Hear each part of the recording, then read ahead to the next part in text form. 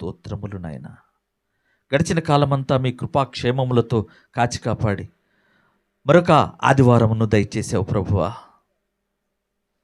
మా జీవితాల్లో మీ యొక్క నిండైన దీవెనలు, ఆశీర్వాదాలను దయచేసి నడిపిస్తున్నందుకు దేవా మీకే కోట్లాది కృతజ్ఞత స్తుతులు చెల్లిస్తున్నాం ప్రభువా. దేవా, ఎందరో యవన బిడ్డలు వివాహముల కొరకు ఎదురు చూస్తుండగా మీ చిత్తములు జ్ఞాపకం చేసుకొని వారి పట్ల కృపను చూపండి ప్రభువా. అయ్యా, ఎందరో బిడ్డలు సంతానము కొరకు ఎదురు చూస్తుండగా మీరు వారిని జ్ఞాపకం చేసుకొని మీ కృపతో బహుమానములను దయచేయమని. అయ్యా, ఎందరో బిడ్డలు హాస్పిటల్స్లో అనారోగ్యంతో బాధపడుతూ ఉండగా వారికి మీ అద్భుతమైన స్వస్థతను దయచేయమని. అయ్యా, మరెందరో బిడ్డలు ప్రయాణములలో గాయములు పాలై ఉండగా, రోడ్డు ప్రమాదముల బారిన పడి ఉండగా వారిని మీ అద్భుతమైన చేతులతో, గాయపడిన చేతులతో స్వస్థపరచమని.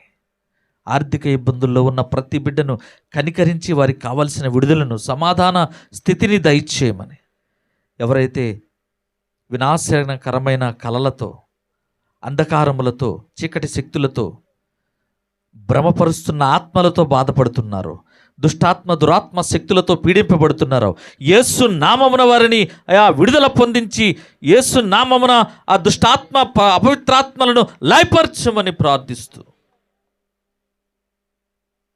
జ్ఞానమును దయచేయండి, వివేకమును దయచేయండి, తగ్గింపును దయచేయండి. అల్లరితో కూడిన ఆటపాటలను నిర్మూలించండి.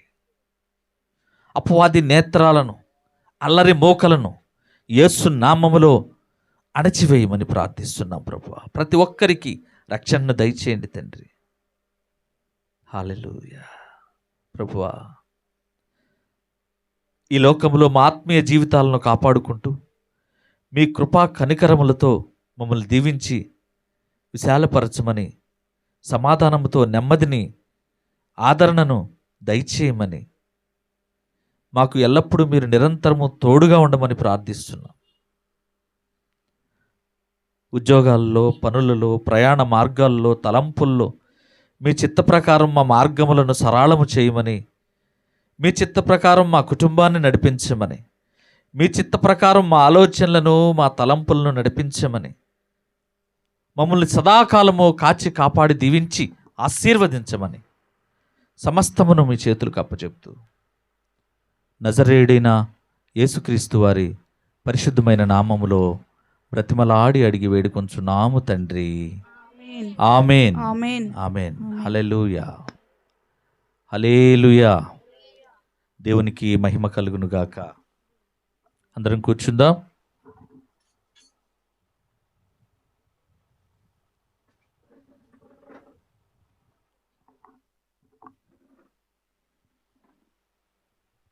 దేవుని యొక్క పరిశుద్ధ ఘననామమునకు మహిమ, ఘనత, ప్రభావములు కలుగునుగాక. హల్లెలూయా. మరి గడిచిన కాలమంతా దేవుని యొక్క పరిశుద్ధ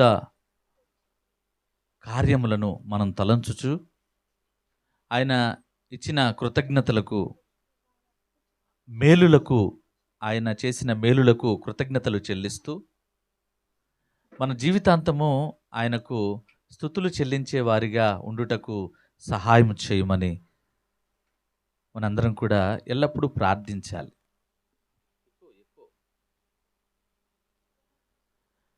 తర్వాత మనందరము కూడా ప్రతి విషయంలో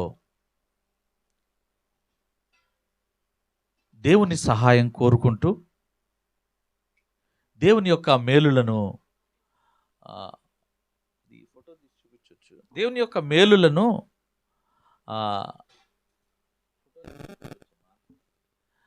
మనము తలుచుకుంటూ ఆయన నామాన్ని ఘనపరిచేవారిగా మనం ఉండుటకు మనలను సిద్ధపరచుకోవాలి, మనలను మనము ఏర్పాటు చేసుకోవాలి. దేవుని యొక్క మేలులు అనుభవించుటకు మనలను దేవుడు తన సాధనముగా వాడుకొనుటకు, దేవుని యొక్క కృపను మనం పొందుకొనుటకు మనము నిరంతరము ప్రయత్నించాలి. హల్లెలూయా. బైబిల్ చేతి పట్టుకుందాం. ఈ వాక్యము సత్యము, ఈ వాక్యము జీవము, వాక్యము పరలోక మార్గము. దేవునికి మహిమ, ఘనత, ప్రభావములు కలుగునుగాక. హల్లెలూయా. దేవుడు నేటి వాక్య ధ్యానాన్ని అంగీకరించునుగాక. దేవుడు నేటి వాక్య ధ్యానాన్ని ఆశీర్వదించునుగాక. ఆమేన్. దేవుని యొక్క కృపా వాక్కు చేత మనలను నింపబడునుగాక. ఆమేన్. దేవుని యొక్క కృపా వాక్కు చేత మనల్ని ఆదరించబడుదురుముగాక. ఆమేన్. దేవుని యొక్క కృపా వాక్కు చేత విడుదల పొందుదుముగాక. ఆమేన్. దేవుని యొక్క కృపా వాక్కు చేత మనము బలము పొందుదుముగాక. ఆమేన్. దేవుని యొక్క కృపా వాక్కు చేత మనలో జీవము పెంపొందునుగాక. ఆమేన్. దేవుని యొక్క కృపా వాక్కు చేత మనలో విశ్వాసము పుట్టునుగాక. ఆమేన్. విశ్వాసము కలుగునుగాక. ఆమేన్. నమ్మిక కలుగునుగాక. ఆమేన్. ఆమేన్. ఆమేన్. మన ప్రభును రక్షకుడైన యేసుక్రీస్తు నామములో కూడి వచ్చిన మీకు అందరికీ కూడా నా వందనాలండి. అందరికీ వందనాలు తెలియజేస్తున్నాను. చెప్పరే, వందనాలు. అందరు బాగున్నారా? గడిచిన కాలం అంతా కూడా కృపామయుడు, దయామయుడైన దేవుడు అద్భుత రీతిగా అపజయాలను జయాలుగా మారుస్తూ, ఆపదలను ఆశీర్వాదాలుగా మారుస్తూ, ఏడుపును నవ్వుగా మారుస్తూ, ఆటంకాలను, అవరోధాలను తొలగించి, కొండలను పక్కకు తొలగించి, సరళమైన మార్గాలను ఏర్పరిచి, ఇదిగో నిన్ను నన్ను మనందరినీ కూడా ఈ సన్నిధానంలో కూర్చోబెట్టిన దేవునికి 2 చేతులు ఎత్తి గంభీరంగా స్తోత్రములు చెబుదాం. స్తోత్రం, స్తోత్రం, స్తోత్రం, స్తోత్రం. స్తోత్రం, స్తోత్రం. హల్లెలూయా. హల్లెలూయా. హల్లెలూయా. హల్లెలూయా. మంచిది. మరి ఆదివారపు దినమున దేవునితో కొద్దిగా ఇంటరాక్ట్ అవుదాం. దేవునితో కొద్దిగా మాట్లాడదాం. మాట్లాడతారా? ఏమండి, ఆ ధైర్యం ఉందా? దేవుని స్వరము మీకు వినపడుతుందా? పాట పాడితే పాట అయితే మనం పాడేస్తాం. నాతో మాట్లాడు ప్రభువా, నీవే మాట్లాడుమయ్యా, నీవు పలికితే నాకు మేలయా, నీవు పలికితే నాకు మేలయా, నీ దర్శనమే నాకు చాలయా, నీ దర్శనమే మాకు చాలయా. అబ్బా, ఎంత జీవించి పాడుతున్నారండి. ఏమండే, ఎంత లీనమైపోయి పాడుతున్నారు. పాట అయితే పాడతాం, కానీ దేవుని స్వరము వినాలంటే నువ్వెంత కష్టపడాలో, దేవుని యొక్క మాటను నువ్వు పొందుకోవాలి అంటే నువ్వెంత యథార్థతతో ఉండాలో, ఎంత నీతిని అనుసరించాలో, ఆయన నీతో మాట్లాడాలి అంటే నువ్వు ఆయనకు యోగ్యకరంగా ఉండాలి అంటే నువ్వెంత పరిశుద్ధంగా జీవించాలో, వీటన్నిటినీ కూడగట్టుకుని నీ జీవితాన్ని కన్ఫ్యూజ్ లేకుండా జీవించాలండి. కన్ఫ్యూజ్ లేకుండా జీవించాలి. డౌట్ఫుల్గా నువ్వు జీవించకూడదు నీ జీవితాన్ని. Don't confuse. ఈ రియల్ లైఫ్ నీది నిజమైన జీవితం అండి. ఈ జీవితం ఒక్కసారి వస్తుంది నువ్వు బ్రతికుండగా. ఎటర్నల్ లైఫ్, గొప్ప జీవితం నీది. మనిషికున్న జ్ఞానం ఎవరికీ లేదు, మనిషికున్న స్వేచ్ఛ ఎవరికీ లేదు, మనిషికి ఉన్న ఆ తలంపులు దేనికి రావు.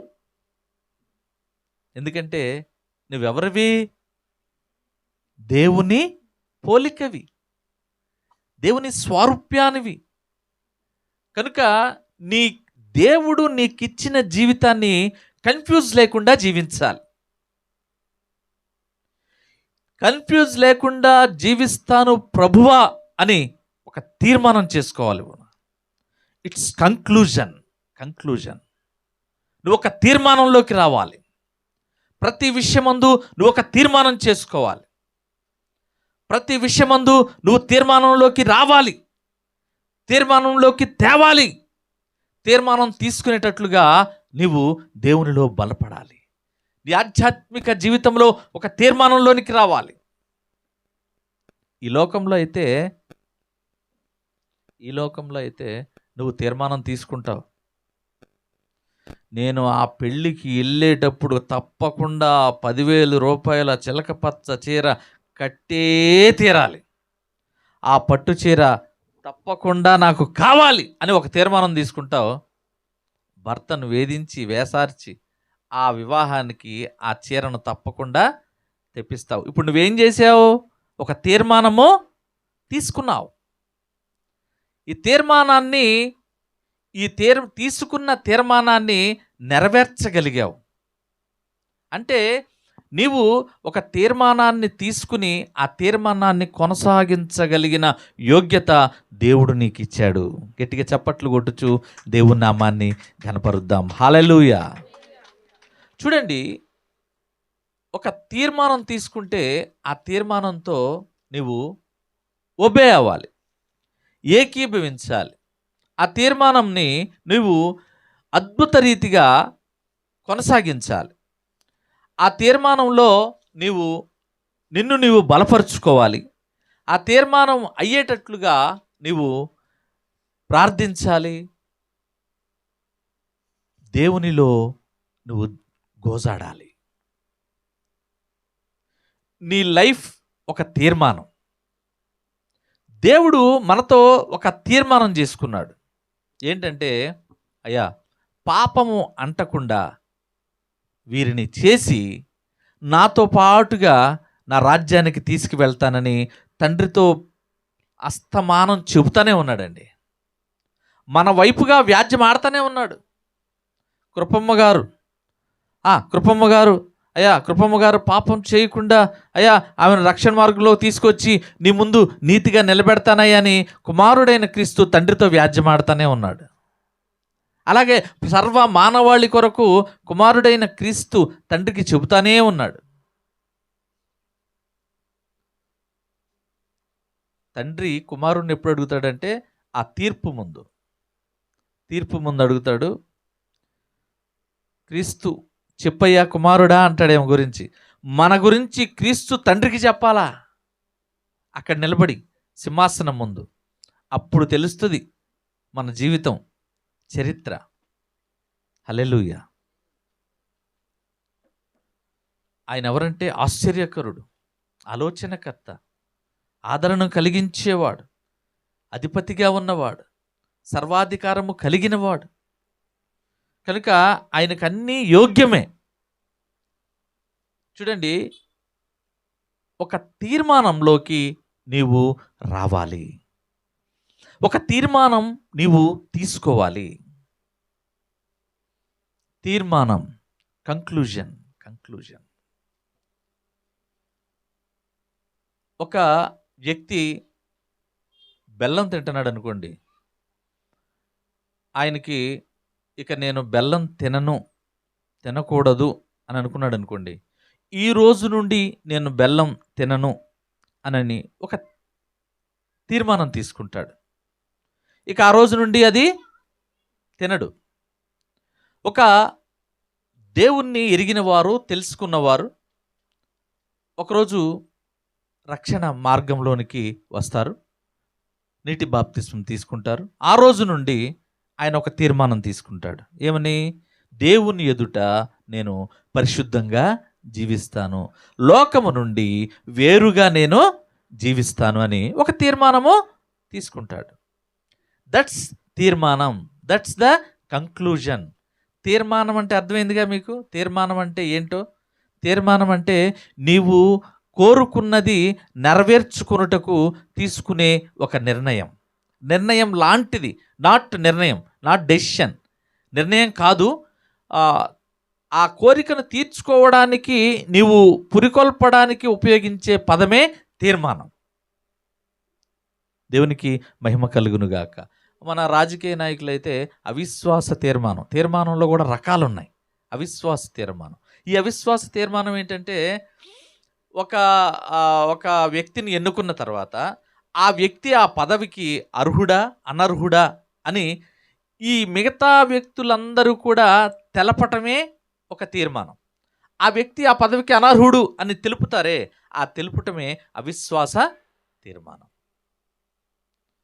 తీర్మానం చేసుకోవాలి, తీర్మానం కలిగి ఉండాలి, తీర్మానం తీసుకునే యోగ్యతలోనికి మనము రావాలి. దేవునికి మహిమ కలుగునుగాక.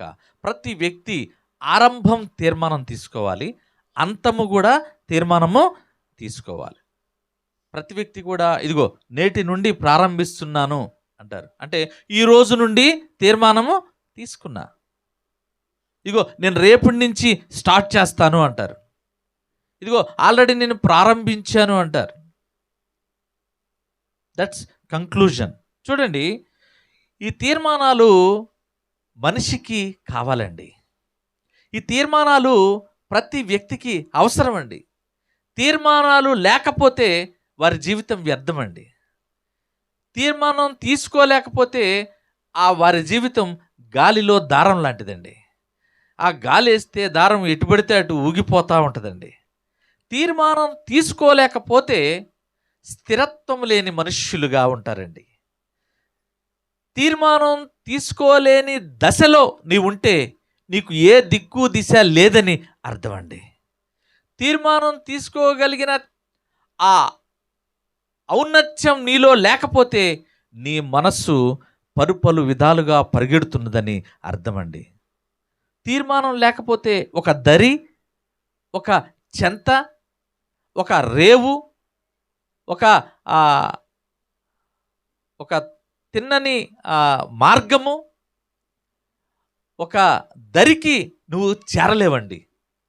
తీర్మానం తీసుకుంటే నీకు ఒక యోగ్యత ఉంటుంది, తీర్మానంలో నీకు విలువ ఉంటుంది, తీర్మానం తీసుకోవడంలో నీలో ఒక విశ్వాసం పుడుతుంది, తీర్మానం తీసుకుంటే నీలో మనోధైర్యం కలుగుతుంది, తీర్మానం తీసుకుంటే నీకు ఒక బాధ్యత వస్తుంది.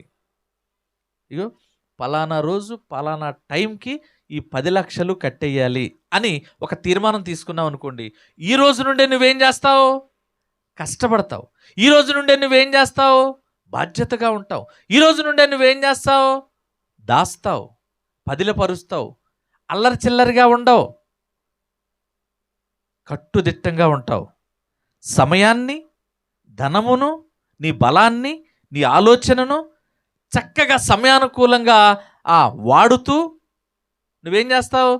ఆ దరికి చేరడానికి, ఆ టార్గెట్ను నువ్వు ఫినిష్ చేయడానికి, ఆ టార్గెట్ను ఫిలప్ చేయడానికి నువ్వేం చేస్తావంటే ఒక బాధ్యతాయుతంగా జీవిస్తూ ఉంటావు. అదే తీర్మానం అంటే. తీర్మానం తీసుకోవాలి. ప్రతి మనిషిని ఒక మంచి తీర్మానం తీసుకోవాలి. ప్రతి మనిషి కూడా తీర్మానం తీసుకోవాలి. ప్రతి వ్యక్తి కూడా మంచి తీర్మానం తీసుకోవాలి. ఈ మంచి తీర్మానం ఏం చేస్తుందంటే ఒక మనిషిని శాసిస్తుంది. ఈ మంచి తీర్మానం ఒకరిని వారి జీవితంలో వెలుగులు నింపుతుంది. ఈ తీర్మానం ఏం చేస్తుందంటే వారి కుటుంబాన్ని వన్నె తెస్తుంది. ఈ తీర్మానం వారికి సమాజంలో విలువను తెస్తుంది. ఈ తీర్మానం, ఒక మంచి తీర్మానం నీ ఆత్మీయ ఆధ్యాత్మిక స్థితిని పెంపొందిస్తుంది. అంతేకాకుండా నీ యొక్క తోటివారితో, నీకున్న బంధువుల రక్త సంబంధికుల్లో నీవు తీసుకునే మంచి తీర్మానం నీకు వన్నె తెస్తుంది. గట్టిగా చప్పట్లు కొట్టచ్చు, దేవుని నామాన్ని కనపరుద్దాం. తీర్మానం లేని జీవితం తీసేసిన అరిటాకు లాంటిదండి. ఏమండీ? తీర్మానం లేని జీవితం తీసేసిన అరిటాకు లాంటిది. మనం భోజనాలకు, వివాహ కార్యక్రమాలకు వెళ్తుంటాం. వివాహ కార్యక్రమాలకో శుభకార్యములకు వెళ్ళినప్పుడు అరిటాకులో భోజనం పెడతారు. అరిటాకులో భోజనం పెట్టినప్పుడు అరిటాకు చిరిగిపోయింది వేస్తారా? ఏమండే? పగిలిపోయింది వేస్తారా? లేకపోతే మధ్యకు చీరిపోయింది వేస్తారా? లేకపోతే సగం మొక్క వేస్తారా? లేకపోతే పగిలిపోయింది వేస్తారా? చీలిపోయింది వేస్తారా? వేస్తే ఏమవుద్ది? పోసిన పప్పుచారంతా ఎక్కడ పడుద్ది? నువ్వు వేసుకున్న తెల్ల బట్టల మీద. ఆ పగిలిపోయినా, చీరిపోయినా, జారిపోయినా, వడిలిపోయినా, పండిపోయినా, కృంగిపోయినా ఆ అరటి ఆకులు ఏం చేస్తారంటే తీసి బయట పారవేస్తారు. హల్లెలూయా. దేవునికి మహిమ కలుగును గాక. తీర్మానం లేని జీవితాలు కూడా ఆ పగిలిపోయిన అరిటాకు లాంటితో సమానం అండి. నువ్వు తీర్మానం తీసుకోకపోతే ఎందుకు బతుకుతున్నావో తెలియదు, దేనికోసం బతుకుతున్నావో తెలియదు, అసలు నీ జీవితం ఎవరి కోసమో తెలియదు. నీ బిడ్డల కోసమా, నీ కోసమా, ఎవరి కోసం తీర్మానం తీసుకోవాలో అర్థం కాదు. తీర్మానం లేని జీవితాలు వ్యర్థమండి.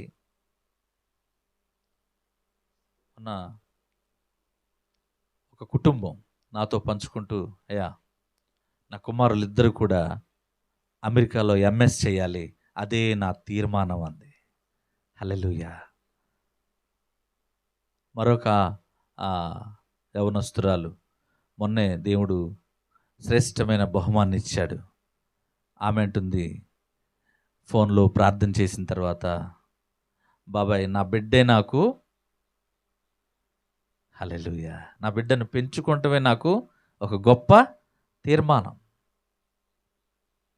ఆమె తీర్మానం ఏంటి? ఆ బిడ్డను చూసుకోవడమే. దేవునికి మహిమ కలుగునుగాక. బిడ్డను ఎలాంటి బిడ్డనిచ్చాడంటే అల్ప అస్వస్థత బిడ్డనిచ్చాడు దేవుడు. ఎందుకు ఇచ్చాడంటే జ్ఞానము లేని వారికి జ్ఞానము కలిగించడానికి కొన్ని శ్రమలలో భాగంగా మనకు దేవుడు కొన్ని నేర్పిస్తాడు, కొన్ని అనుభవంతో నేర్పిస్తాడు, కొంత అనుభవంలోనికి తీసుకువెళ్తాడు. అవి చెబితే రాదు, చేస్తే వస్తుంది. కనుక మీరు చూడండి, ఎవరైనా ఏదన్నా ఒక ఫోన్లో ఏదన్నా యాప్ ఇన్స్టాల్ చేయటం ఎవరైనా చేసి ఇచ్చారనుకోండి, నీకేమైనా తెలుసుదా? తెలియదు. కానీ వారు చెబుతూ ఉంటూ నువ్వు చేస్తూ ఉంటే ఏది టైప్ చేయాలి, ఎక్కడ ఇన్స్టాల్ చేయాలి, ఏది ఎలో చేయాలి, ఏది బ్లాక్ చేయాలి అనేది మీకు తెలుస్తుంది. కనుక అప్పటి వరకు తల్లిదండ్రులతో పెరిగిన బిడ్డకు వివాహం చేస్తే ఏదో అజ్ఞానంతోనో, కొద్దిపాటి జ్ఞానంతోనో, మిడిమిడి జ్ఞానంతోనో సంసారం సాగిస్తుండగా దేవుడు అద్భుతమైన జ్ఞానాన్ని నేర్పాలని ఆ బిడ్డకు కొంచెము జస్ట్ ట్రబుల్ ఉన్న బిడ్డనిచ్చాడండి. ఇప్పుడు ఆ బిడ్డ ఏ స్థితిలో ఉందంటే ఆ బిడ్డను సాకుతూ, ఆ బిడ్డకు చికిత్స చేస్తూ, అదే బిడ్డను తల్లిదండ్రులు కానీ అత్తమామలు కానీ ఎవరు కూడా ఇంతవరకు వెళ్ళలేదండి. దేవునికి మహిమ కలుగునుగాక.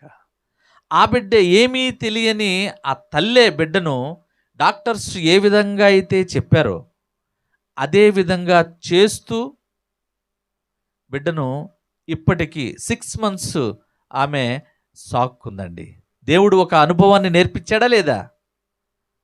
ఏమీ తెలియని బిడ్డకి వివాహం చేస్తే ఒక అద్భుతమైన జ్ఞానాన్ని ఇచ్చాడా లేదా? అంటే ఆ బిడ్డ ద్వారా తల్లికి ఒక గొప్ప జ్ఞానాన్ని దేవుడు నేర్పాడు. దేవుడు ప్రతి ఒక్కరికి నేర్పడానికి కొన్ని శ్రమలను ఎలో చేస్తాడు జీవితంలో. నీ జీవితంలో ఒక శ్రమ వచ్చిందంటే దాని నుండి నువ్వేమి నేర్చుకోవాలి అని నువ్వు ఆలోచించాలి, గ్రహించాలి. కానీ అమ్మో ఇదేంటి పొద్దున్నుంచి నేను ప్రార్థన చేస్తే ఇప్పుడు వచ్చి నాకు శ్రమ వచ్చింది అని నువ్వు వెనుదీయకూడదు, అల్పవిశ్వాసిగా మాట్లాడకూడదు. దేవుడు ఈ శ్రమలో నుండి నాకేం నేర్పిస్తున్నాడు, నేనేం నేర్చుకోవాలి? నువ్వు గనక ఆ శ్రమలో నిలబడగలిగినట్లయితే శ్రమ అనేది నీ జీవితంలోకి రాకుండా అంతటి అభివృద్ధినిస్తాడు నా దేవుడు. గట్టిగా చప్పట్లు కొట్టుచు దేవుని నామాన్ని గనపరుద్దాం. హల్లెలూయా. జ్ఞానాన్ని నేర్పే దేవుడు, శ్రమలను సంతోషాలుగా మార్చే దేవుడు, అద్భుతమైన ఆ వేద పటిమను అప్పజెప్పగలిగిన దేవుడు, నిన్ను ఆర్థిక పరిస్థితుల నుండి లేవనెత్తగలిగిన దేవుడు, పెంట కుప్పల మీద నుండి లేవనెత్తగలిగిన దేవుడు, గుండె చెదరిన వారిని బాగు చేసే దేవుడు, అగాధ జలముల్లో కొట్టుకుపోతున్న వారిని చేయి పట్టి లేవనెత్తే దేవుడు, అగ్నిగుండంలో కాలిపోతున్న వారిని ఆహ్లాదకరంగా మార్చే దేవుడు, ఈ ఆదివారపు దినమున నువ్వు ఆరాధించే దేవుడు. హల్లెలూయా. ఇంతటి మహోన్నతుణ్ణి ఆరాధిస్తున్నావు. మరి నీ జీవితంలో ఏ తీర్మానం తీసుకున్నావు? తీర్మానం తీసుకున్నావా? అసలు తీర్మానం అని అంటే తెలుసా? తీర్మానం తీసుకోవాలనుకుని ఇన్నాళ్ళు గడిచిపోయిందా? అసలు తీర్మానం ఉందా లేదా? తీసుకోవాలనుకుంటున్నావా లేదా? కంక్లూజన్, తీర్మానం. డౌట్ వద్దండి. డౌట్ నిన్ను రిస్క్లో పెడుతుంది. నువ్వు సందేహంతో జీవిస్తే సంఘంలో, సమాజంలో, బంధువుల్లో, రక్త సంబంధికుల్లో నిన్ను ఒక అరిటాకు వలె తీసేస్తారు. అరిటాకు ఎంత గొప్పదో తెలుసా అండి? అరిటాకు యొక్క ఆ ప్రత్యేకమైన లక్షణాలు తెలుసా? ఎందుకు మనము అరిటాకులోనే భోజనం చేయాలో తెలుసా?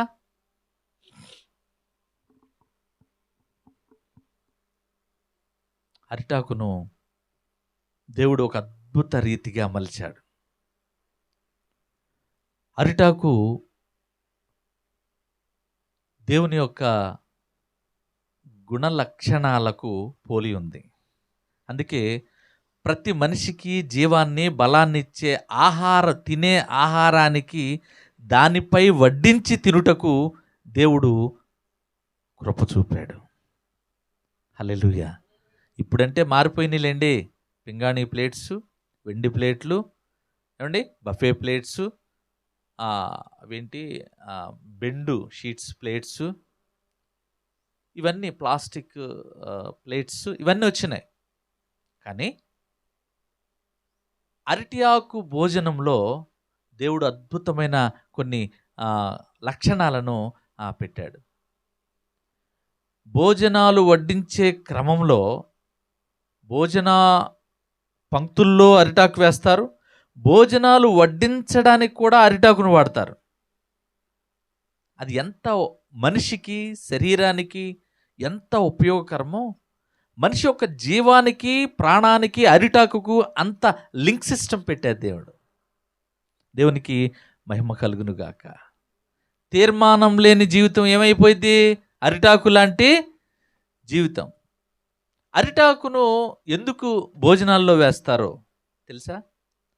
చిరిగిపోయిన, పగిలిపోయిన అరిటాకును తీసివేసి మంచి ఆకులను దేవుడు, హల్లెలూయా, మంచి జీవితాలను దేవుడు ఈ లోకంలో, గట్టిగా చప్పట్లు కొట్టుచు దేవుని నామాన్ని గనపరుద్దాం.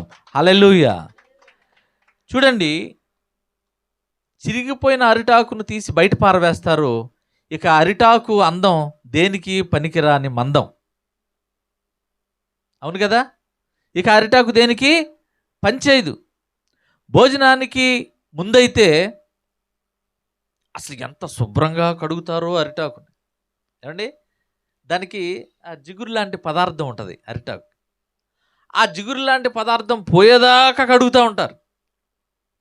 చూడండి, భోజనానికి ముందు కూర్చున్న తర్వాత ఓకు శుభ్రంగా, భోజనం తర్వాత అయిపోయిన తర్వాత దాన్ని తీసుకెళ్ళి ఎక్కడేస్తారు? ఏమండి, భోజనానికి ఎంత అవసరమో భోజనం చేసిన తర్వాత కూడా దాన్ని పారేయడం కూడా అంతే అవసరం. కానీ అరిటాకులో నీవు భోజనం చేస్తావు, దాన్ని భోజనం తర్వాత తీసుకువెళ్ళి చెత్త కుప్పలో పారవేస్తావు. అరిటాకు భోజనం ఎంతో మేలండి.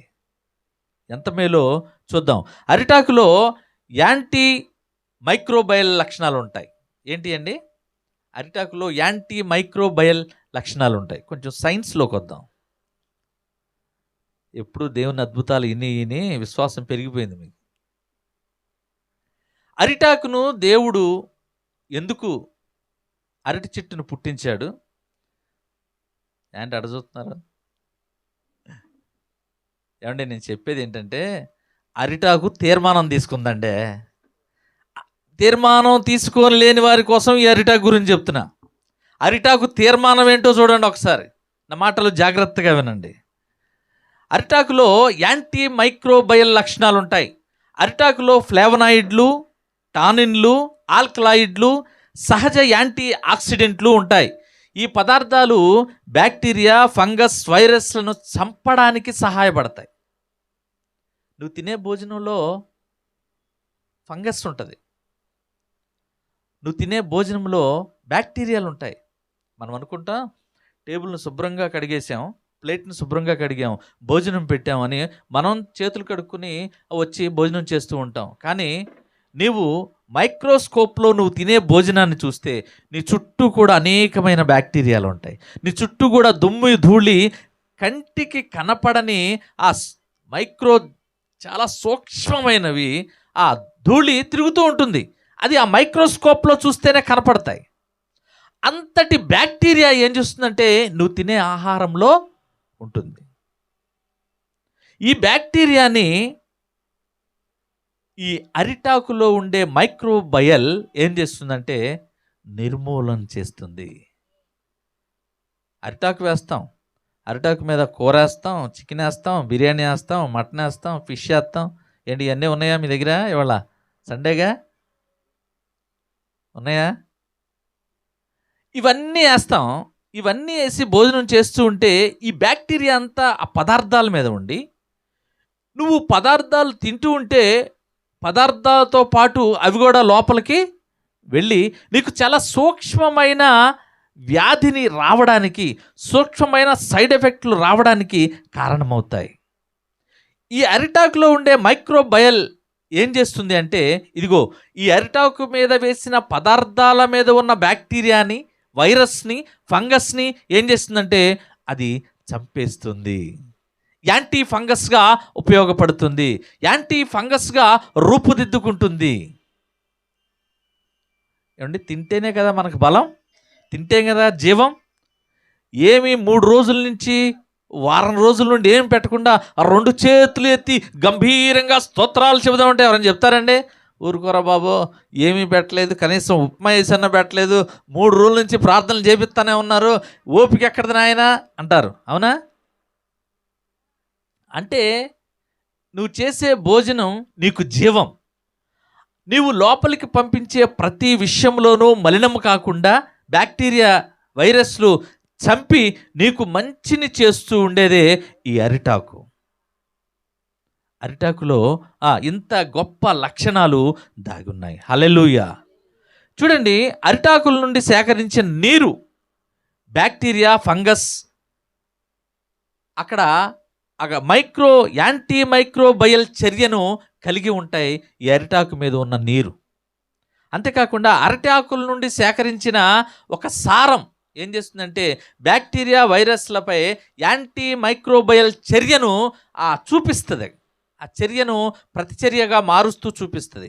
అరిటాకుల యాంటీ మైక్రోబయల్ లక్షణాలు ఆహారాన్ని కలుషితం చేసే బ్యాక్టీరియా మరియు ఫంగస్లను నిరోధించడానికి సహాయపడుతుంది.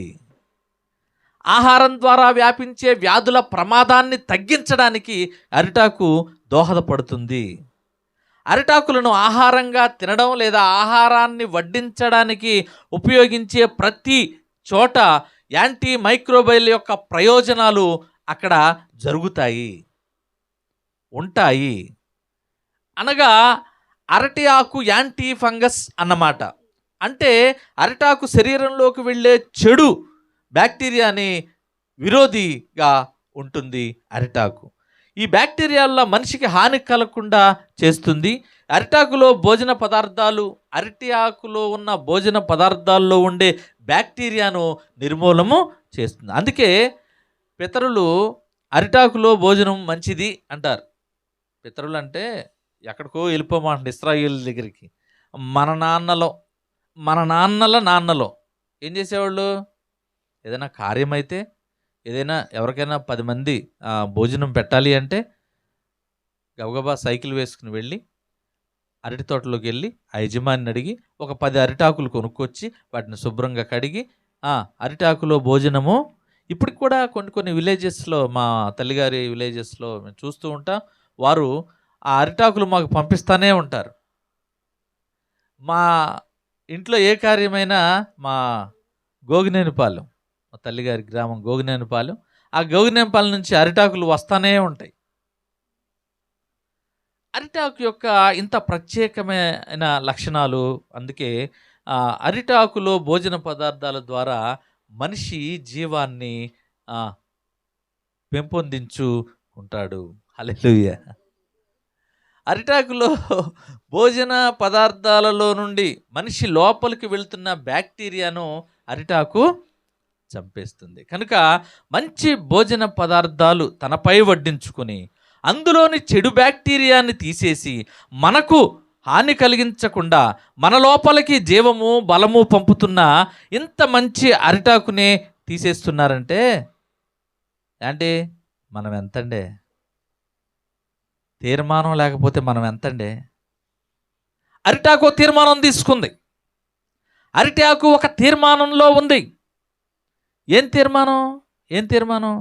సర్వ మానవాళికి కూడా నేను హానికి కలగకుండా ఆహార పదార్థాల్లో ఉన్న ఫంగస్ను, యాంటీ ఫంగస్ను అయ్యా నేను ఇచ్చి ఫంగస్ను, వైరస్ను నేను చంపేస్తానని దేవుని దగ్గర ఒక తీర్మానం తీసుకుంది. గట్టిగా చప్పట్లు కొట్టచ్చు, దేవుని నామాన్ని కనపరుద్దాం. హల్లెలూయా. అరిటాకు దేవుని దగ్గర ఒక తీర్మానం తీసుకుంది. ప్రతి మనిషిని నేను వైరస్ రాకుండా ఆ తినే పదార్థాల్లో ఉన్న ఆ మంచిని హాని కలగకుండా నేను చేస్తానని. మరి ఈ వాక్య భాగం ఉంటున్న దేవుని బిడ్డలారా, మన తీర్మానం ఏంటి? ఈరోజు నీ తీర్మానం ఏంటి? చెడు ఆహారాన్ని మంచి ఆహారంగా మలచి మనకు జీవమును, సత్తువును, బలమును, సౌందర్యమును కలుగు చేస్తున్న అరటాకు తీసుకున్న ఒక మంచి నిర్ణయం ఏంటంటే మనిషికి మేలు చేస్తుంది, మనిషిని జీవముతో నింపుతుంది, మనిషికి హాని కలుగకుండా కాపాడుతుంది అరిటాకు. ఈ అరిటాకు తీర్మానం దేవుడు మెచ్చాడు, దేవుడు కొనసాగిస్తున్నాడు. హల్లెలూయా. అంతటి అరిటాకునే పగిలిపోయినా, చిరిగిపోయినా, జారిపోయినా, కుంగిపోయినా, వడిలిపోయినా, పండిపోయినా, మాట వినకపోయినా, సన్నిధికి రాకపోయినా, ప్రార్థన చేయకపోయినా, పాటలు పాడకపోయినా, రక్షణ తీసుకోకపోయినా ఏం చేస్తున్నారు? తీసుకెళ్ళి ఎక్కడ పడేస్తున్నారు? చెత్త కుప్పలో పడేస్తున్నారు. మరి అరిటాకు లాంటి మన జీవితాలని రక్షణ తీసుకోకపోతే దేవుడు ఏం చేస్తాడు? అగ్నిగుండములోకి అప్పచెబుతాడు. అగ్నిగుండం ఆహ్లాదకరం అవదప్పుడు, అగ్నిగుండం హాహాకారాలైపోద్ది. వాక్యభాగం వింటున్న దేవుని బిడ్డలారా, అగ్నిగుండం ఆహ్లాదంగా మార్చిన దేవుడు, నేను ఆరాధించే దేవుడని నిద్రపోయి వెళ్ళిపోతున్నావేమో. హల్లెలూయా. ఆకాశపు తూములు విప్పుతాడు. ఆ అగాధ జలముల్లో పడి అయ్యా నేను అంటే నువ్వు నాకు తెలియదని డోరేసేస్తాడు. నమ్మండి, విశ్వసించండి ఆయన ఆశ్చర్య కార్యాలను. విశ్వాసముతో జీవించండి దేవుని ఈడల. హల్లెలూయా. ఏమండి, అరిటాకుకి మంచోళ్ళు ఎవరో చెడ్డోళ్ళు ఎవరో తెలిసిద్దా? పాపాత్ములు ఎవరో పాటలు పాడేవాళ్ళు ఎవరో తెలుస్తుందా? మంచోళ్ళు ఎవరో హానికరం చేసేవాళ్ళు ఎవరో తెలుస్తుందా? పరిశుద్ధులు ఎవరో, కోపంగా ఉన్నవారెవరో, భోజనానికి వచ్చిన వారెవరో, భోజనానికి రానోళ్ళు ఎవరో అరిటాకేమని తెలుసా? కానీ ఎవరు కూర్చున్నా, ఎవరు అరిటాకులో భోజనం చేసినా అరిటాకు మాత్రం వాళ్ళకి హాని చేసిద్దా? మేలే చేస్తుంది. హల్లెలూయా, హల్లెలూయా. అది తీర్మానం, అది అరిటాకు యొక్క తీర్మానం. ఏ తీర్మానం? దొంగలైన, వ్యభిచారులైన, అసత్యులైన, హింసకులైన, దోషకులైన, అబద్ధికులైన, వేషధారులైన, నటించేవారైనా, మోసం చేసేవారైనా ఎవరొచ్చినా అరిటాకు యొక్క తన లక్షణాన్ని కోల్పోకుండా అందులో నుండి తిన్నవారికి తప్పకుండా అది పనిచేస్తుంది. హల్లెలూయా. అది ఒక తీర్మానం. అటువంటి గొప్ప తీర్మానాన్ని మనం కలిగి ఉండాలండి. మరి ఈరోజు దేవుడు నీకు ఇచ్చిన 80 సంవత్సరాలు, 70 సంవత్సరాలు, 40 సంవత్సరాలు, 39 సంవత్సరాలు, 10 సంవత్సరాలు, ఈ సంవత్సరం ఇచ్చిన ఈ కాలంలో నువ్వే తీర్మానం తీసుకున్నావు? నీ కుటుంబం పట్ల, నీ బంధువుల పట్ల, నీ బిడ్డల పట్ల, లేక నీ ఆత్మీయ ఆధ్యాత్మిక జీవితంలో నువ్వేం తీర్మానం తీసుకున్నావు? నీ తీర్మానాన్ని దేవుడు అంగీకరించాలి, ఆశీర్వదించాలి. ఎటువంటి తీర్మానం తీసుకున్నావు? నీవు మంచి తీర్మానం తీసుకోవాలి. నీవు దేవునికి యోగ్యకరమైన తీర్మానం తీసుకోవాలి. నీవు దేవునికి ఇష్టమైన తీర్మానంలోనికి రావాలి. చూడండి, ఈ వాక్య భాగం వింటున్న దేవుని బిడ్డలారా, దేవుని దగ్గర ఒక తీర్మానం తీసుకుంది. అయ్యా, ఎలాంటి వారు వచ్చినా, ఏ పరిస్థితుల్లో వచ్చినా, అర్ధరాత్రి వచ్చినా, మధ్యాహ్నం వచ్చినా, ఎవరొచ్చినా నా అరిటాకులో తిన్నవారికి నేను వారికి ఉపయోగపడతాను అని అరిటాకు ఒక మంచి తీర్మానం తీసుకుందండి. తీసుకుందా లేదా? అర్ధరాత్రి వెళ్ళి భోజనం చేస్తే ఆ యాంటీ మైక్రోబయల్ పనిచేస్తా లేదా? యాంటీ ఫంగస్గా ఉపయోగపడుద్దా లేదా? మధ్యాహ్నం భోజనం తిన్నా, రాత్రి భోజనం తిన్నా, లేటు భోజనం తిన్నా, 3 గంటలకు తిన్నా అరిటాకు తన లక్షణాన్ని కోల్పోదు. తీర్మానం ఎన్నడూ ఎట్టి పరిస్థితుల్లో, ఏ స్థితిగతుల్లో, ఏ సమయాల్లోనైనా అది ఒకే తీర్మానం కలిగి ఉంటుంది. హల్లెలూయా. అటువంటి ఒకే రకమైన యాంటీ ఆక్సిడెంట్లను, ఒకే రకమైన సర్వ మానవాళికి వ్యాధి నిరోధకతను, సర్వ మానవాళికి మైక్రోబయల్ను, యాంటీ మైక్రోబయల్ను, సర్వ మానవాళికి కూడా యాంటీ యాక్సిడెంట్లను నేను అందిస్తానయ్యా అని అరిటాకు ఒక తీర్మానం చేసుకుంది. అరిటాకు తీర్మానం, కంక్లూజన్, భోజన పదార్థాల్లో చెడు బ్యాక్టీరియాను తొలగిస్తానని. అయితే ఇది మంచి తీర్మానం, మేలుకరమైన తీర్మానం, ఆరోగ్యకరమైన తీర్మానం. ప్రియులరా, ఈ వాక్య భాగం ఉంటున్న దేవుని ఆత్మీయ పిల్లలారా, తీర్మానం లేని జీవితం జీవితం కాదు. తీర్మానం లేని జీవితాలు ఆ ఎండిన ఎడారి మావులు లాంటివి. తీర్మానం లేని జీవితాలు అవమానాలు చెందుతాయి.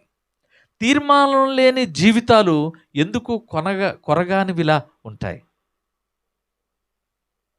మరో మాట చెప్పాలంటే, తీర్మానం లేని జీవితం, తీర్మానం చేయలేక, తీర్మానం తీసుకోలేని నిశ్చయత లేకపోతే జీవితంలో నీవు ఒకానొక సమయంలో మరణించాల్సి ఉంటుంది. తీర్మానం తీసుకొని నిశ్చయతలో నీవుంటే ఒకానొక సమయంలో నాకేం లేదే, నేనేం చేసుకోలేదే, నేనేం సంపాదించలేదే, నాకేమీ మిగిలి ఉండలేదే అని పశ్చాత్తాపడవలసిన సమయాలు మీకు ముందు ముందు కనపడతాయి. ప్రతి విషయంలో తీర్మానం ఉండాలి.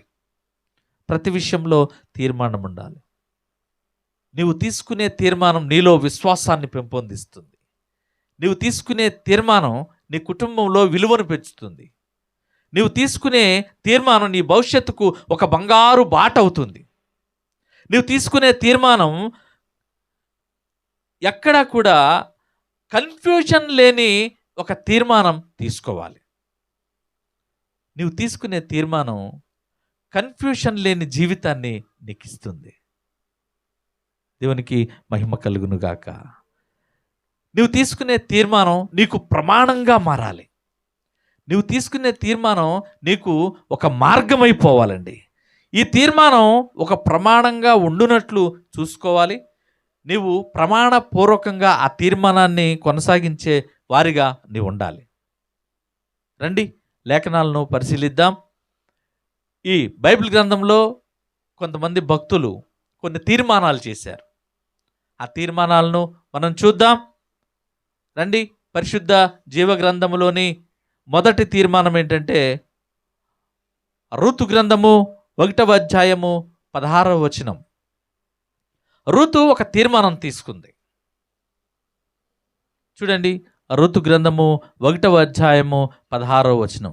నీ జనమే నా జనము, నీ దేవుడే నా దేవుడు అంటూ ఒక తీర్మానం తీసుకుంది. చూడండి, వీరు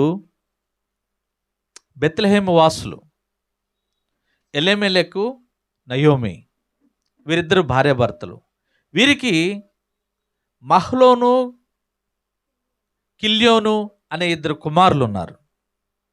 వీరికి భార్యలుగా మోయాబీల సంతానములో నుండి, మోయాబు దేశము భార్యలుగా రూతు, ఓర్పా వచ్చారండి. అయితే ఇక్కడ కరువు సంభవించిందని అల్ప విశ్వాసి అయిన నయోమి ఏం చేసిందంటే బెత్లెహేము నుండి మోయాబు ఈ కుటుంబాన్ని తీసుకుని వెళ్ళింది. అక్కడ బిడ్డలకు వివాహాలు జరిగించింది. అక్కడ కూడా నయోమి కుటుంబం విఫలమైపోయింది. అక్కడ భర్త చనిపోయాడు, కుమారులు ఇద్దరు కూడా చనిపోయారు. మగదిక్కు లేకుండా నయోమి కుటుంబం ఉండిపోయిందండి. అయితే నయోమి యొక్క అల్ప విశ్వాసం ఏంటంటే దేవుని కృప అంత కృప కలిగిన వాడు కాదు అని నయోమి యొక్క ఉద్దేశం. ఎందుకంటే దేవుడు కరువు కాటకాలు ఎందుకు తీసుకొస్తాడు? దేవుడు ఉంటే అన్నట్లుగా ఉంది, విశ్వాసం ఉంది, కానీ అది అల్ప విశ్వాసంగా ఉంది. దేవునికి మహిమ కలుగునుగాక.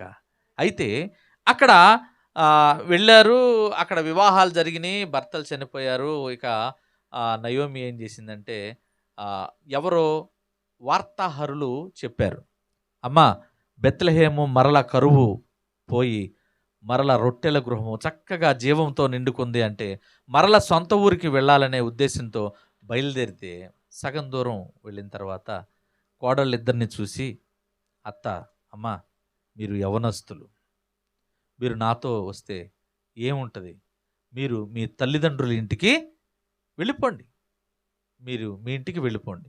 మీ ఇంటికి వెళ్ళిపోతే మీ తల్లిదండ్రులు ఏం చేస్తారంటే మరల మీకు వివాహాలు చేస్తారు, బాగుంటుంది, మీ జీవితాలు సరిదిద్దుకుంటాయి, కుమార్తెలారా మీరు వెళ్ళిపోండి అని అన్నట్లు మనం లేఖనంలో చూస్తూ ఉంటాం. అయితే ఓర్ప అంటుంది, ఆమె నుదుటి మీద ముద్దు పెట్టుకుని ఓర్ప సరే అంటూ వెళ్ళిపోతుంది. కానీ ఋతు హత్తుకుంది. అక్కడ బైబిల్ లేఖనంలో చక్కగా వివరించారు. నసల మీద ముద్దు పెట్టుకుని నొసట మీద ఓర్ప వెళ్ళిపోయింది. ఇక వెళ్ళిపోయిన ఓర్ప బైబిల్ చరిత్రలో ఎక్కడా కనపడదండి. దేవునికి మహిమ కలుగునుగాక. ఋతు అత్తను హత్తుకుందండి. చూడండి, అక్కడ హత్తుకుందంటే కౌగిలించుకుంది. ఇక విడిచిపెట్టని వారే కదండి కౌగిలించుకునేది. కౌగిలించుకోవడంలో రకాలు ఉన్నాయి. తల్లి కౌగిలి వేరు, తండ్రి కౌగిలి వేరు, స్నేహితుల కౌగిలి వేరు, అన్నదమ్ముల కౌగిలి వేరు, ప్రియురాలి కౌగిలి వేరు, భర్త కౌగిలి వేరు. ఇలా అత్తను కోడలు హత్తుకుందండి. హత్తుకుని, అత్త నువ్వే నా అమ్మవే, నీ ఇల్లే నా ఇల్లు, నీ జనమే నా జనం, నీ దేవుడే నా దేవుడు, నువ్వెక్కడికి వెళతావో అక్కడికే నేను వస్తా, నువ్వెక్కడ ఉంటావో అక్కడే నేను ఉంటా, నువ్వేం తింటావో అదే నేను తింటా, నువ్వెక్కడ పడుకుంటావో నేను అక్కడే పడుకుంటా, నువ్వు దయచేసి నన్ను వేరు చేసి మాట్లాడవద్దు, నన్ను వెళ్ళిపో అని అనవద్దు అని గొప్ప తీర్మానం తీసుకుందండి రూతు. హల్లెలూయా. నేను అంటాను ఈ ఆరాధన ద్వారా స్త్రీ జాతికి అందరికీ పరిశుద్ధాత్ముడు చెప్పే సూక్తి ఏంటంటే రూతును మీరు ఆదర్శంగా తీసుకోండి. ప్రతి స్త్రీ ఒక ఇంటికి కోడలుగా వెళుతుంది, ప్రతి స్త్రీ ఒక ఇంట్లో కుమార్తెలా ఉంటుంది, ప్రతి స్త్రీ తన వయస్సును బట్టి అత్త అవుతుంది, అమ్మ అవుతుంది. కనుక ప్రతి పాత్రలో స్త్రీ ఉంటుంది. కనుక ఈ స్త్రీకి ఉండవలసినది రూతు వంటి లక్షణం, ఈ స్త్రీకి ఉండవలసింది రూతు లాంటి ఆలోచన, ఈ స్త్రీకి ఉండవలసినది రూతు లాంటి దయ, రూతు లాంటి త్యాగం, రూతు లాంటి సమర్పణ ఉండాలి. అంటే చూస్తున్నారు కోపంగా, అమ్మో కోడలు కూతురవుద్దా అన్నట్టుగా చూస్తున్నారు. మీ ముఖాల్లో నుండి ప్రశ్నలు నాకు కొడతాయండి. కూతురు కోడలు అవుద్దా, కోడలు కూతురు అవుద్దా? అవుద్ది. ఎప్పుడు? నీలో విధేయత, తగ్గింపు, ప్రేమ కలిగినప్పుడు. ఒక మాట అంటే ఆ మాటను తగ్గించుకుని నువ్వు విని వారి వయస్సుకు నువ్వు గుర్తింపిచ్చి, వారి అనుభవానికి నువ్వు గుర్తింపిచ్చి ఎందుకు చెబుతున్నారో ఆలోచించగలిగితే తప్పకుండా నువ్వు కోడలు కూతురు అవుతావు. హల్లెలూయా. దేవునికి మహిమ కలుగును గాక. రూతు అదే పని చేసిందని నేను అనుకుంటున్నాను. ఎందుకంటే అత్త మాటను జవదాటినట్లు ఎక్కడా లేదండి. అత్తగారు ఏం చెప్తే అది చేసింది. అందుకే నేను ఈ మాటను చెప్తున్నాను. కోడళ్ళారా, అత్తలకు గౌరవం ఇవ్వండి. అత్తలారా, కోడళ్లను అర్థం చేసుకోండి. కోడళ్ళారా, అత్త యొక్క వయస్సును జ్ఞాపకం చేసుకోండి. అత్తగారి యొక్క అనుభవాన్ని మీరు పరిగణనలోకి తీసుకోండి. మాట అనే ముందు, ఏ మాటనైనా ఉచ్చరించే ముందు, అత్తగారితో సంప్రదింపులు చేసే ముందు వారిని గౌరవపాత్రులుగా చేయాలనే ఆలోచనను మరవకుండా మీరు కుటుంబాన్ని కొనసాగించాలని ఆ ఆరాధన ద్వారా వినయపూర్వకంగా తెలియజేస్తున్నాను. అత్తలారా, మీకు కూడా ఒక మనవి విన్నవిస్తున్నాను. మీకు చెప్పేటంత వాడిని కాదేమో కానీ దైవజనుడిగా, దేవుని పొలములో పనిచేయువాడిగా దేవుని యొక్క గద్దింపును మీకు తెలియచేయాలి. ఊరికే వెనువెంటనే మాటలు అనివేయడం కాదు, కానీ వారిని ఎవరో ఇంటి నుండి వచ్చినది కదా అని భావించక నీ కూతురి వలె భావించితే తప్పకుండా నీవు కోడలు కూతురు అవుతుంది. హల్లెలూయా. ఏంటి నోరు బయటికి రావట్లేదు? ఆమెన్ చెప్పండి. అందరూ నా గురించి అనుకుంటున్నారా? హల్లెలూయా. మంచిది. రూతు యొక్క తీర్మానం ఏంటంటే సర్వ స్త్రీ జాతికి ఒక గొప్ప మేల్కొల్పు. రూతు యొక్క తీర్మానం ఏంటంటే గొప్ప ఒక తీర్మానం. చూడండి, నీ దేవుడే నా దేవుడు, నీ జనమే నా జనం అని వెళ్ళిపోక హత్తుకున్న రూతు బైబిల్ చరిత్రలో నిలిచిపోయింది. క్రీస్తు యొక్క వంశావళిలోకి రాబడింది. చెప్పిన మాట చెప్పినట్టుగా ఓర్ప వెళ్ళిపోయింది. అసలు ఇక చరిత్రలో ఎక్కడా కూడా కనపడలేదు. రూతు చరిత్రకి ఎక్కింది. క్రీస్తు పితరుల వంశావళిలో ఆ బోయాజు రూతు గురించి వ్రాయబడింది. మెస్సియా ఆమె పితరురాలైంది. ఎంత గొప్ప భాగ్యమో తెలుసా? ఆమె భాగ్యము వర్ణించలేనిది. భాగ్యాలన్నిటికన్నా మేలైన గొప్ప భాగ్యం అండి ఆ భాగ్యం. చూడండి, దావీదుకు యేసుకు పూర్వీకురాలైన రూతు అని మోయాబీయురాలు అని రాసి ఉంటుంది. దేవునికి మహిమ కలుగును గాక. చూడండి, న్యాయాధిపతుల గ్రంథంలో అంధకారమయమైన నిస్పృహలో నిండిన ఇశ్రాయేలీయుల ఆ చరిత్రను చదివిన పాఠకులకు రూతు గ్రంథం ఒక దయ, ఒక కరుణ, ఒక ఇతివృత్తంగా మనకు కనిపించేటట్లు ఆ గ్రంథం చదివిన వారికి ఊరటనిచ్చేదిగా మనకు కనబడుతుంది. చూడండి, ఇక్కడ తను తన భర్త ఆహారం కోసం, అంటే నయోమి ఎలీమెలెకు ఆహారం కోసం బెత్లెహేము వదిలి మోయాబు వచ్చారు. ఆ దేశాన్ని విడిచిపెట్టి సంతానం కోసం తన కుమారులకు వివాహం చేసి మోయాబు యువతులతో వివాహం జరిగించిన కారణంగా దేవుడు మమ్ములను శిక్షకు గురి చేశాడని నయోమి అనుకుంటుంది. కానీ అక్కడ నయోమి యొక్క అవిశ్వాసమే అక్కడ పనిచేసిందని నయోమి లేటుగా తెలుసుకుంటుందండి. అంతేకాకుండా ఆమె దేవుని కృపను చాలా తక్కువగా అంచనా వేసినట్లు మనం చూస్తూ ఉంటాం. దేవుడు ఆహారాన్ని, ఆమె వంశం పేరును కొనసాగించడానికి కావలసిన సంతానాన్ని అందించడానికి ఆమెకు కోడలైన రూతును దేవుడు ఒక గొప్ప సాధనంగా ఎన్నుకున్నాడు, గొప్ప సాధనంగా వాడుకున్నారు. గట్టిగా చప్పట్లు కొట్టుచు దేవుని నామాన్ని గనపరుద్దాం. చూడండి, ఎలాగూ రూతు యేసుక్రీస్తు వంశావళిలోకి వచ్చిందంటే నయస్సోను సల్మానును కనెను. సల్మాను రాహాబును బోయాజును, రాహాబునందు బోయాజును కనెను. బోయాజు రూతునకు ఓబేదును కనెను. ఓబేదు యెషయిని కనెను. యెషయి రాజైన దావీదును కనెను. వచ్చేసిందా లేదా? దావీదు కుమారుడైన వచ్చేసిందా? అది రూతు వంశావళి. రూతు యేసుక్రీస్తు వంశావళిలో చేర్చబడి. గొప్ప భాగ్యం. వివాహమైన స్త్రీకి గొప్ప మేలుకొలుపు రూతు యొక్క జీవితం. ఒక మాట చెప్పమంటారా? స్త్రీ పుట్టింది పుట్టిల్లు, స్త్రీ మరణించేది మెట్టినిల్లు. చప్పట్లు కొట్టరే? ఏంటి అందరూ ఏంటో వెళ్ళిపోయారు? స్త్రీ పుట్టింట్లో పుడుతుంది, కార్యాలన్నీ జరుగుతాయి. అది పుట్టినిల్లుగా ప్రతి స్త్రీకి ఉంటుంది, అవునా? వివాహం అయిన తర్వాత, అప్పచెప్పిన తర్వాత అదే ఇల్లు మెట్టినిల్లు. పుట్టినిల్లు మెట్టినిల్లు. మెట్టినిల్లు నువ్వు ఇక రాకూడదు, మరణం అక్కడే. నిన్ను పెట్టేది అక్కడే. ఏదో చుట్టం చూపుగా వచ్చేది నువ్వు ఎక్కడికి? తండ్రి ఇంటికి, తల్లి ఇంటికి. చుట్టం చూపుగా మాత్రమే. ప్రతి స్త్రీ నేర్చుకోవాల్సింది ఏంటంటే మెట్టినిల్లే నా మరణపు ఇల్లు అని.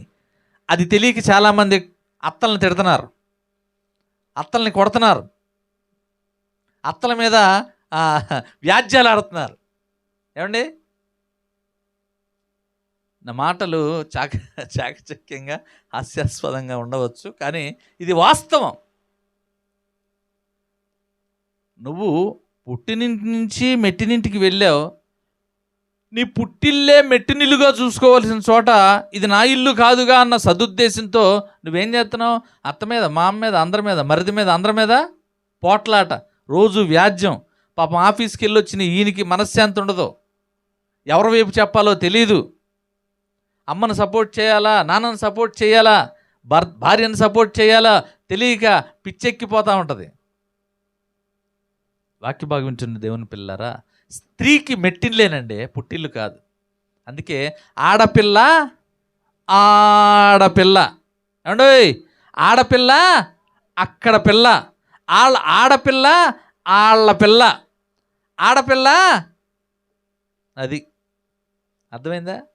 కనుక మెట్టినింటోళ్ళని జాగ్రత్తగా చూడండి. హల్లెలూయా. రెండవ తీర్మానం, మొదటి తీర్మానం రూతు తీర్మానం. రూతు తీర్మానం ఏం చేసిందంటే గొప్ప అద్భుత ఆశ్చర్యకార్యంగా నీ దేవుడే నా దేవుడు. ఇది గొప్ప తీర్మానం. ఆ తీర్మానంలోకి రావాలి అంటే నీలో తగ్గింపు, విధేయత ఉండాలి. రెండవ తీర్మానం చూడండి, సమూయేలు ఒక తీర్మానం చేశాడండి. మొదటి సమూయేలు గ్రంథము 12వ అధ్యాయము 23వ వచనం మనం చూసుకుంటే, నేను ప్రార్థన చేస్తానని ఒక తీర్మానం తీసుకున్నాడు. ఎటువంటి వారికైనా ప్రార్థన, ఏ పరిస్థితుల్లోనైనా ప్రార్థన. ఆరంభం ప్రార్థన, అంతం ప్రార్థన. అస్వస్థతలో ప్రార్థన, మరణములో ప్రార్థన, సందేహములో ప్రార్థన, చెయ్యాలన్నా ప్రార్థన, ప్రారంభించాలన్నా ప్రార్థన, ముగించాలన్నా ప్రార్థన, తెలుసుకోవాలన్నా ప్రార్థన, కొనసాగించాలన్నా ప్రార్థన, నడవాలన్నా ప్రార్థన, పడుకోవాలన్నా ప్రార్థన, ప్రయాణించాలన్నా ప్రార్థన, నిర్ణయం తీసుకోవాలన్నా ప్రార్థన. ప్రార్థన ప్రార్థన ప్రార్థన ప్రార్థన చేసి నేను తీర్మానము తీసుకుంటాను అని ఇక్కడ ఒక సందర్భంలో అంటాడు. చూడండి, ప్రార్థన చేయనిడలా అది నాకు పాపముతో సమానం అంటాడు. పాపమగుటకు అంటూ తీర్మానం తీసుకున్నాడు. నేను ప్రార్థన చేయలేదనుకో అది పాపముగా నన్ను పట్టుకుంటుందని ఆయన ఒక తీర్మానం తీసుకున్నాడు. ప్రార్థన చేయకపోవడం పాపమని ఒక తీర్మానం తీసుకున్నాడు. ప్రతి విషయంలో ప్రార్థన చేస్తాను అని ఒక తీర్మానము తీసుకున్నాడు. చూడండి, ఇశ్రాయేలీయుల చరిత్రలో తనదైన శైలిలో ఒక ముద్రను వేసుకున్నాడు సమూయేలు గారు.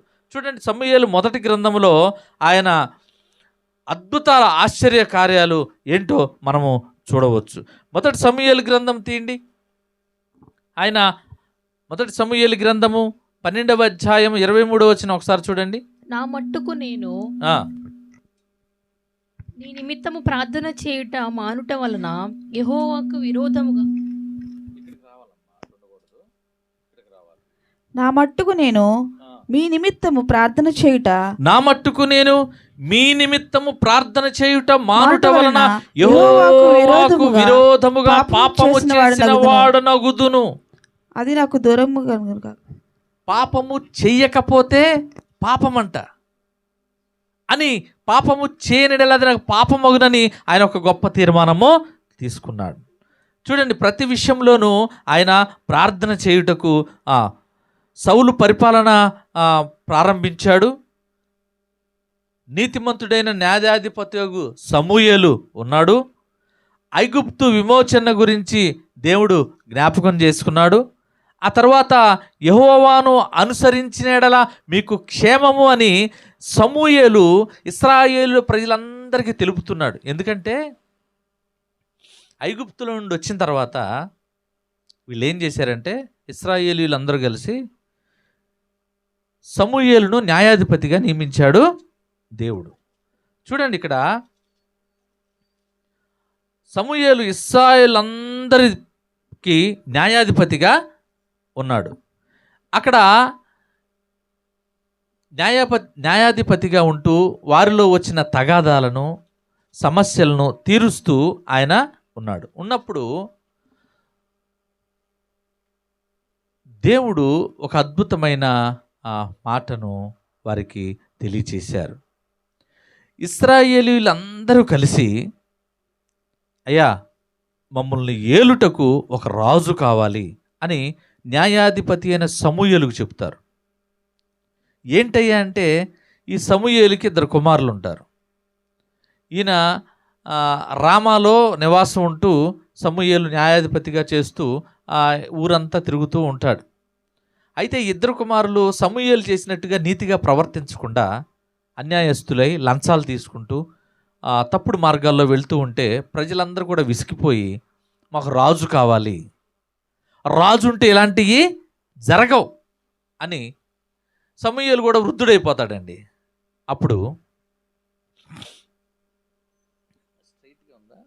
అప్పుడు ఏం జరుగుతుందంటే, ఇశ్రాయేలీలందరూ వచ్చి మాకు రాజు కావాలంటారు. అప్పుడు సమూయేలు వెళ్ళి, అయ్యా ప్రార్థిస్తాడు, అయ్యా ప్రభువా వీళ్ళు రాజు కావాలంటున్నారు, ఏం చేయమంటావు? అయితే దేవుడు చాలా బాధపడతాడండి, చాలా బాధపడతాడు. ఈ వాక్య భాగం ఉంటుంది, దేవుని బిడ్డలారా, నువ్వు రోగిష్టితనంతో ఉంటే, అస్వస్థతతో ఉంటే, చనిపోయి మంచంలో పడిపోయి చనిపోయే స్థితిలో ఉంటే, దేవుడు అద్భుత రీతిగా నీకు జీవాన్నిచ్చి, స్వస్థతనిచ్చి, ఆరోగ్యాన్నిచ్చి, నిన్ను లేపి నువ్వు ఒక తీర్మానం తీసుకున్నావు, ప్రభువా నేను గనక బతికినట్లయితే నీ పాద సన్నిధిలో బతుకుతానయ్యా అని. మరి నువ్వు తీర్మానం తీసుకున్న విధంగా నిన్ను బ్రతికించి నిన్ను లేవనెత్తితే, నీవు లెగిసిన తర్వాత చక్కగా ఆరోగ్యం, దేహదారుఢ్యం, పని చేసుకోగలుగుతున్నావు, నీ పనికి నువ్వు వెళ్తున్నావు, బిడ్డలను సాక్కుంటున్నావు, అన్నీ జరుగుతున్నాయి. కాలక్రమేణా సంవత్సరములు దొర్లిపోయి ఉండగా నువ్వేం చేస్తున్నావంటే మరొక దేవుణ్ణి పూజించడానికి సిద్ధపడుతున్నావు. మరి ఈ దేవుడు ఏమనుకోవాలండి? బాధపడ్డా? అరే ఆరోగ్యం లేనప్పుడు ఆరోగ్యాన్ని ఇచ్చానే, బాధల్లో ఉన్నప్పుడు బాగు చేశానే, బలహీనంగా ఉన్నప్పుడు బలాన్ని ఇచ్చానే, మరి వేరే దేవుడి దగ్గరికి వెళ్తుందే, అయ్యో నన్నే విసర్జించింది ఏంటి అని బాధపడ్డండి. ఇగో ఇశ్రాయేలీయులందరూ అదే చేశారండి. ఏమంటే ఐగుప్తు ఎలాంటి ఐగుప్తు? అది చిత్రహింసల ఐగుప్తులో నుండి, ఆకలి దప్పుల ఐగుప్తులో నుండి, అగ్ని కణకణ వండే అగ్ని లాంటి ఆ ఐగుప్తుల నుండి దేవుడు అద్భుత రీతిగా వీరిని విడుదల చేసి బయటికి తీసుకువచ్చి స్వేచ్ఛని, స్వతంత్రాన్ని, జీవాన్ని, బలాన్ని, ఏమండి పాలు తేనెలు ప్రవహించు దేశమునకు తీసుకువెళ్తుంటే వీరేం చేస్తున్నారంటే, మాకు ఈ దేవుడు వద్దని దున్నపోతు మొహాలను పైకెత్తి, పావుల్ని, ఏమండి ఆ ఎద్దు మొహాలు ఉంటాయి కదా, అవి వాటిని దేవతలుగా చేసి పైకెత్తి ఓకు ఎగురుతున్నారు, దేవుడు దేవుడు దేవుడు అని.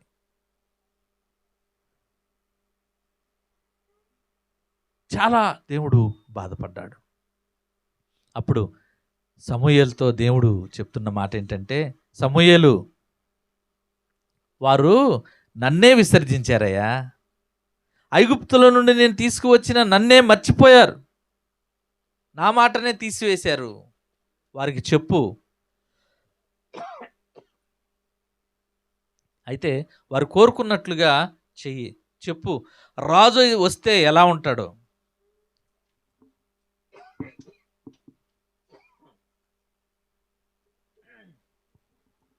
వారికి చెప్పు, రాజు వస్తే ఎలా ఉంటాడో అని. హల్లెలూయా.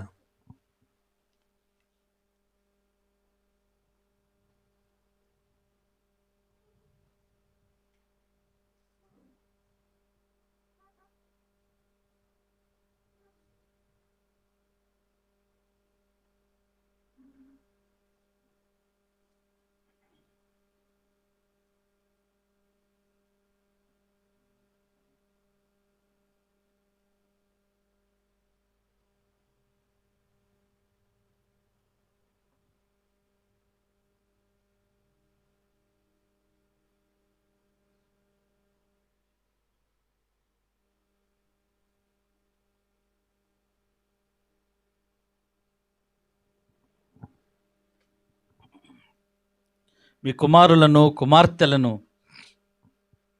రాజు హింసిస్తూ ఉంటాడు అని సమూయేలు ప్రజలకు చెప్పమని దేవుడు చెప్తాడు. అప్పుడు ఒక అయినా రాజు కావాలి అంటే సౌలును రాజుగా ఎన్నుకుంటారు. ఎన్నుకున్న తర్వాత ఇశ్రాయేలులకి రాజైన సౌలుకు, ఇశ్రాయేలులకు రాజైన సౌలుకు సమూయేలు కొన్ని ఇన్స్ట్రక్షన్స్ ఇస్తున్నాడు.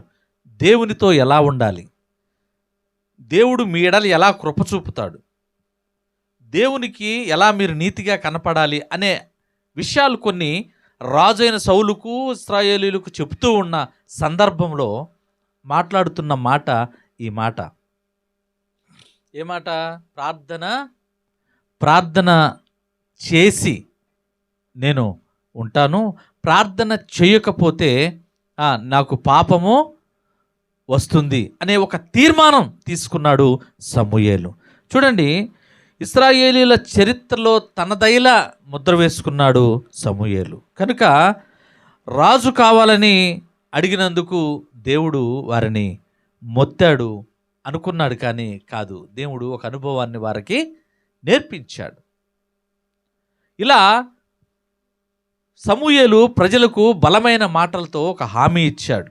అతడు ప్రజల కాపరి నాయకుడిగా ఉన్నాడు. వారి నిమిత్తము ప్రార్థన చేయటం వలన దేవుడు గొప్ప కార్యాలు చేస్తాడు.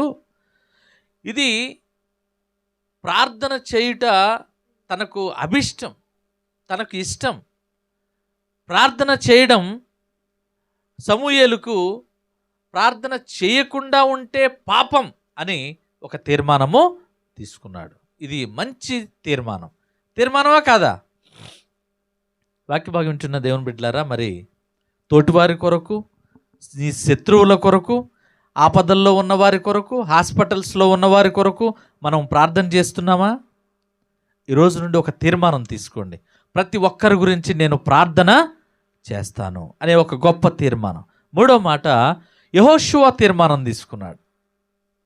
చూడండి, యెహోషువ గ్రంథము 24వ అధ్యాయము 15వ వచనంలో ఇక్కడ యెహోషువ అంటాడు, అయ్యా, ఇశ్రాయేలీయులు అసలే అస్థిరులు, స్థిరబుద్ధి కలవారు కారు, మరి మూర్ఖపు ప్రవర్తన గలవారు. అలాంటి వారి మధ్యలో మనము ఎవరిని సేవించాలి? మూర్ఖపు మనస్తత్వం గలవారి మధ్యలో మరి ఎవరిని మనము పూజించాలి అని నేనును నా ఇంటి వారును యెహోవానే సేవిస్తాము అని ఆయన ఒక గొప్ప తీర్మానం తీసుకుంటాడు. ఈ వాక్యభాగం ఉంటున్న దేవుని బిడ్డలారా, మీరు ఒక్కళ్ళే క్రైస్తవ కుటుంబం, చుట్టూ కూడా అన్య కుటుంబాలు, మరి ఒక ముస్లిం కుటుంబాలు, ఇలాగూ అనేక కుటుంబాలు ఉన్నాయి. వీరి మధ్యలో మీరున్నారు. ఒక సామెత ఉంది, 6 నెలలు సహవాసం చేస్తే వీళ్ళైపోతారు అన్నట్టుగా మీరు ఒక్కళ్ళే ఉన్నారు, 10 మంది వేరే వాళ్ళు ఉన్నారు.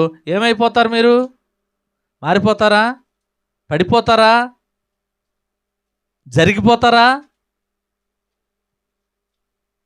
వద్దు. దేవునికి మహిమ కలుగునుగాక.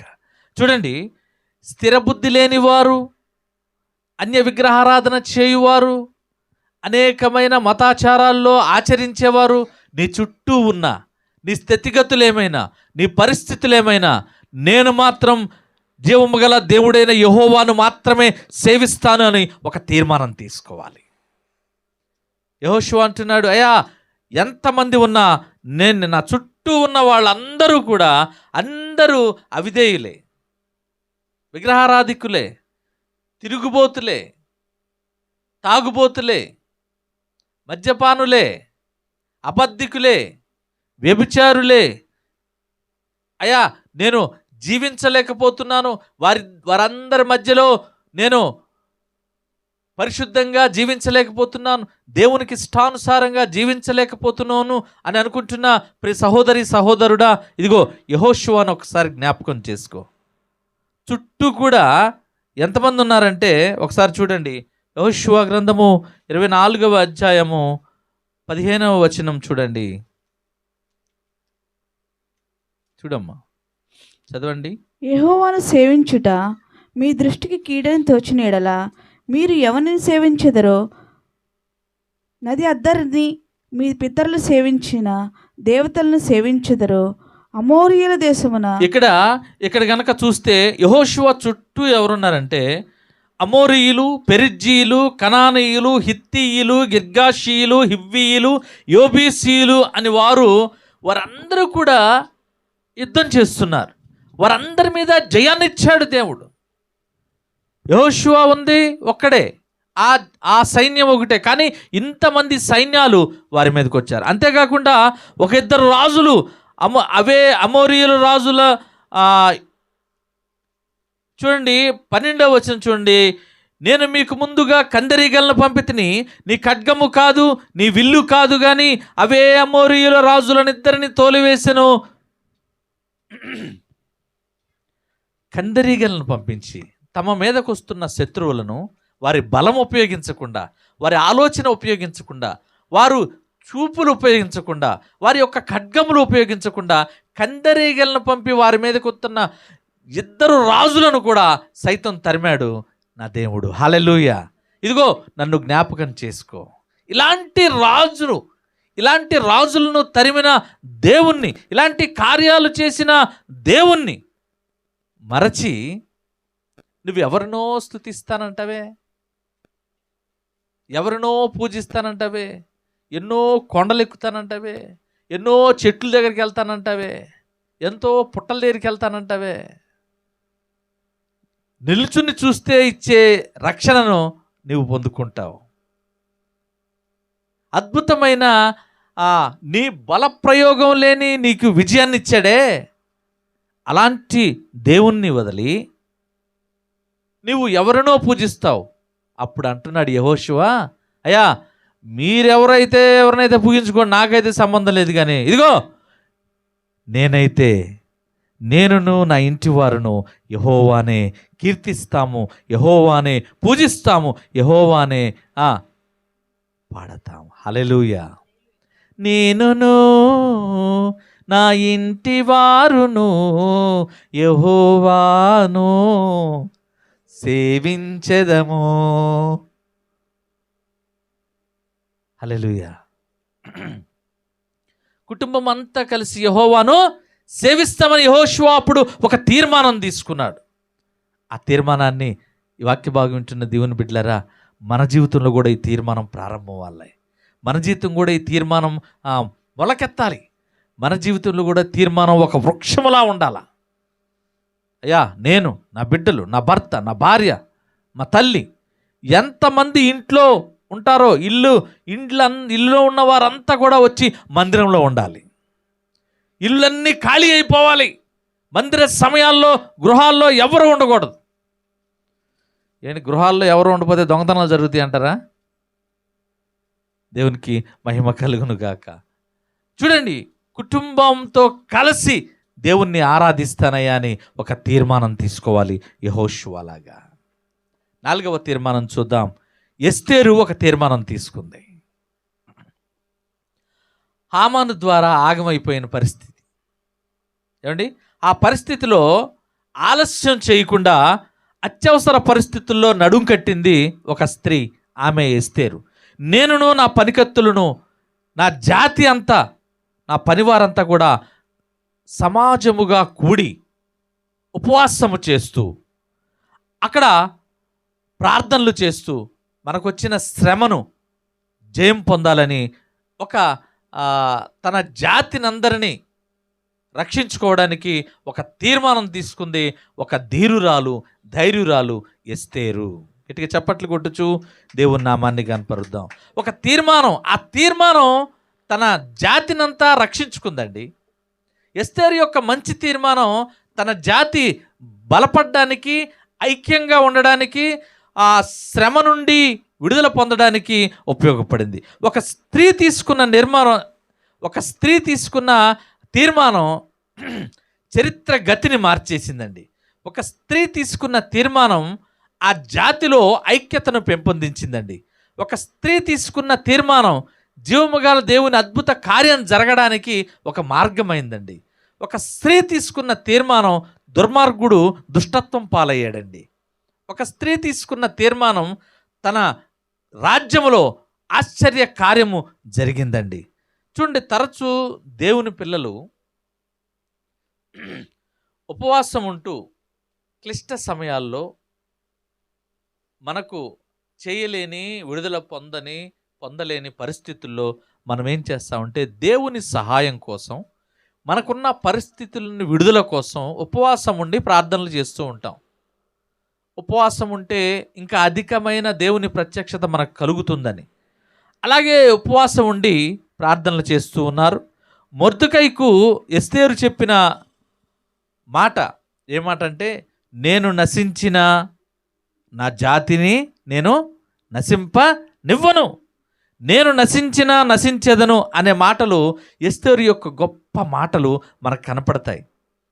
ఎస్తేరు గురించి నేను క్లుప్తంగానే చెప్తున్నాను, ఎందుకంటే చెప్పింది అన్నట్లుగా ఉంటుంది కనుక. ఎస్తేరు గురించి మనకు అందరికీ తెలుసు. ఎస్తేరు నేను నశించిన నేను నశింపనివ్వను, నేను నశించెదను కానీ నా జాతిని మాత్రం నశింపనివ్వను అనే మాటలు మనము ఈ ఎస్తేరు మాటల్లో చూస్తాం. అయితే ఆ మాటలను బట్టి మనకేమర్థం అవుతుంది అంటే, నా తలరాత ఇంతేలే, నాకు దేవుడు ఇంతే చేశాడులే అనుకునేటట్టు కాదది. మనకేమన్నా శ్రమ వస్తుంది, మనకేదో సమస్య వస్తుంది, అయితే నీవు అధైర్యపడకుండా దేవునికి ప్రార్థిస్తూ ఉపవాసం ఉంటే నువ్వు శ్రమకు లొంగిపోయినట్టు కాదు, శ్రమకు నిన్ను నువ్వు అప్పచెప్పుకున్నట్టు కాదు. ఇక్కడ ఎస్తేరు యొక్క మాటలు, నేను నశించెదను కానీ నా జాతిని మాత్రం నేను రక్షిస్తాననే మాటలు మనకు కనబడుతున్నాయి. అయితే ఇక్కడ ఎస్తేరు తప్పించుకోవడానికి మాట వెతుకుతున్నట్లుగా లేదు, తప్పించుకోవడానికి ఎస్తేరు మాట చెబుతున్నట్లు లేదు, కానీ ప్రమాదాన్ని ఎదుర్కొని దానితో తలపడుతున్న వారిలాగా ఎస్తేరు మాటలు మనకు కనపడుతున్నాయి. కనుక ఎస్తేరు ఒక గొప్ప తీర్మానం తీసుకుంది. ఏంటంటే, ఎవరైనా ఏది చేసినా ఇదిగో నా జాతిని హామాను దుష్టత్వం నుండి నేను కాపాడతాను అని వెంటనే మనోళ్ళందరిని వచ్చేమనండి, మనందరం ఉపవాసం ఉందాం అని ఒక తీర్మానం తీసుకుంది. వాక్య భాగం ఉంటున్న దేవుని పిల్లలారా, నీకున్న శ్రమలో, నీకున్న కుటుంబ సమస్యల్లో, ఇగో నీ మీదకు వచ్చిన ఏ విపత్తునైనా నీవు వెంటనే ఉపవాసం ఉండి ప్రార్థన చేసినట్లయితే తప్పకుండా హామాను దుష్టత్వం నుండి దేవుడు తప్పించిన విధముగా నీ సమస్య నుండి కూడా నిన్ను దేవుడు తప్పించబోతున్నాడు ఈ ఆదివారపు ఉదయకాలమున. గట్టిగా చప్పట్లు కొట్టుచు దేవుని నామాన్ని గనపరుద్దాం. దేవునికి మహిమ కలుగును గాక. మరో తీర్మానం దావీదు గారు మరో తీర్మానం తీసుకున్నాడు. చూడండి, దావీదు గారి తీర్మానం గొప్ప తీర్మానం. ఆరాధించడానికి అవకాశం లేని పరిస్థితుల్లో ఒక తీర్మానం తీసుకున్నాడు ఆయన. పాటలు పాడడానికి, ప్రార్థన చేయడానికి అవకాశం లేని ఆ పరిస్థితుల్లో దావీదు చేసిన గొప్ప తీర్మానం. చదవండి, 132వ కీర్తనలు 5వ చరణం. యెహోవాకు నేను ఒక స్థలము చూచు వరకు నా కన్నులకు నిద్ర రానియను. యెహోవాకు ఒక స్థలము చూచు వరకు నేను భోజనము చేయను. యెహోవాకు నేను ఒక స్థలము చూచు వరకు నేను పానము త్రాగను. యెహోవాకు నేను ఒక స్థలము చూచు వరకు నేను నిద్ర పోను, కూర్చోను, పండుకోను, పని చేయను. ఒకే ధ్యాస, ఒకే ఆశ ఏంటంటే ఇగో యెహోవాకు స్థలము కట్టాలి, యెహోవాకు మందిరం ఏర్పరచాలి, ఆరాధించే స్థలం ఉండాలి, ఆరాధించే ఆ ప్రాంగణం ఉండాలి, ప్రార్థన చేసే మందిరం ఉండాలి, యెహోవాకు నివాస స్థలం ఉండాలి. అది ఏర్పరిచేదాకా నేను నిద్రపోను అని ఒక దావీదు గారు ఒక తీర్మానం తీసుకున్నారండి. చదవండి 132వ కీర్తనలు 5వ చరణం. యెహోవాకు నేనొక స్థలము చూచు వరకు, యాకోబు యొక్క బలిష్ఠునికి ఒక నివాస స్థలము నేను చూచు వరకు నా నా యెహోవా నివాస స్థలము చూచు వరకు అంటే ఇది ఒక దావీదు గారి రోషము కలిగిన తీర్మానం అండి, విశ్వాసము కలిగిన తీర్మానం, నమ్మిక కలిగిన తీర్మానం. చూడండి, నీవు వెళ్ళే మందిరములో, నీవు వెళ్ళే చర్చెస్లో, మీరు కూర్చున్న ప్రదేశాలలో ఏమి లోటు ఉందో గమనిస్తున్నారా? నువ్వు ఆరాధించేటప్పుడు మీ సంఘాల్లో ఏమి లేవో గమనిస్తున్నారా? ఏమి చెయ్యాలో ఆలోచిస్తున్నారా? ఏమి చేయాలో తెలుసుకుని ప్రయాసపడుతున్నారా? లేక పక్కకు తప్పుకుంటున్నారా? ప్రక్కకు వైదొలుగుతున్నారా? నువ్వు చేసే సహవాసములో, నువ్వు చేసే ఆత్మీయ సహవాసములో, నువ్వు చేసే ఆత్మీయ ప్రార్థనల్లో, నువ్వు వెళ్ళే ప్రార్థనా మందిరాల్లో, నువ్వు వెళ్ళే ప్రార్థనా సహవాసాల్లో ఏమి లోటు ఉందో కనిపెడుతున్నావా? ఏమి లేదో తెలుసుకుంటున్నావా? తెలుసుకుని నువ్వు చేయగలిగి ఉండి కూడా నువ్వు సహాయం చేయలేకపోతున్నావా? నీకు ఏమి లోటుందో, దైవారాధనకు, దేవుని మందిర ఆరాధనకు ఏమి ఉపయోగమో, ఏమి ఉందో, ఏమి లేదో, నువ్వు ఏమి చేయాలో నువ్వు చేయగలిగి ఉండి కూడా నువ్వు చేయలేక పక్కకు తప్పుకుంటున్నావా? అయితే దావీదు గారి రోషము కలిగిన ఈ 5వ చరణం నువ్వు చదవాలి. హల్లెలూయా. ఏదైనా లోటు కనిపిస్తే నీ వలన అది సఫలం అయితే అది ఆలోచించి ఒక తీర్మానం తీసుకో. ఏదైనా నీకు లోటు కనిపిస్తే అది నువ్వు చేయగలను అంటే నువ్వు ఆలోచించి ఒక ప్రణాళిక రచించుకో. దేవుని మందిరంలో నీ పాత్ర అనేది ఉంచు. దావీదు ఒక రోషము కలిగిన తీర్మానం తీసుకున్నాడు. దేవుని మందసాన్ని ఎలాగైనా, ఏ పరిస్థితుల్లో అయినా యెరూషలేముకు చేర్చాలి. చూడండి, దేవుని నిబంధన మందసాన్ని దావీదు యెరూషలేమునకు తీసుకొచ్చి దాన్ని శాశ్వత స్థలంలో ఉంచే వరకు కూడా అతని పట్టుదలను అతను వేడలేదండి. అతని తీర్మానాన్ని అతను వదిలిపెట్టల. యెరూషలేము దావీదు నిబంధన మందసాన్ని శాశ్వత స్థలములో పెట్టేదాకా కంటి మీద కునుకు వేయలేదండి ఆయన. హల్లెలూయా. వాక్యభాగం వింటున్న దేవుని బిడ్డలారా, నీ ఆత్మీయ జీవితంలో దేవుని కొరకు ఏ తీర్మానం తీసుకున్నావు? దేవుని కోసం ఏ తీర్మానం తీసుకున్నావు? నీ మందిరములో నీ తీర్మానం ఏంటి? నీ ఆరాధనలో నీ తీర్మానం ఏంటి? నీ సమర్పణ తీర్మానం ఏంటి? నీ త్యాగపూరితమైన తీర్మానం ఏంటి? దేవునికి నీ అర్పణ తీర్మానం ఏంటి? దేవునికి నీవిచ్చే కానుక తీర్మానం ఏంటి? దేవుని కొరకు నువ్వు ఏ తీర్మానం తీసుకున్నావు? దావీదైతే దేవునిది దేవునికి అప్పచెప్పాలి, దేవునిది దేవుని స్థలములో ఉండాలి, దేవుని అర్పణ దేవునికి సమర్పించాలి అని ఒక రోషము కలిగిన తీర్మానం తీసుకున్నావు. ఈ వాక్యభాగం వింటున్న దేవుని బిడ్డలారా, మనం ఎటువంటి తీర్మానం తీసుకున్నాం?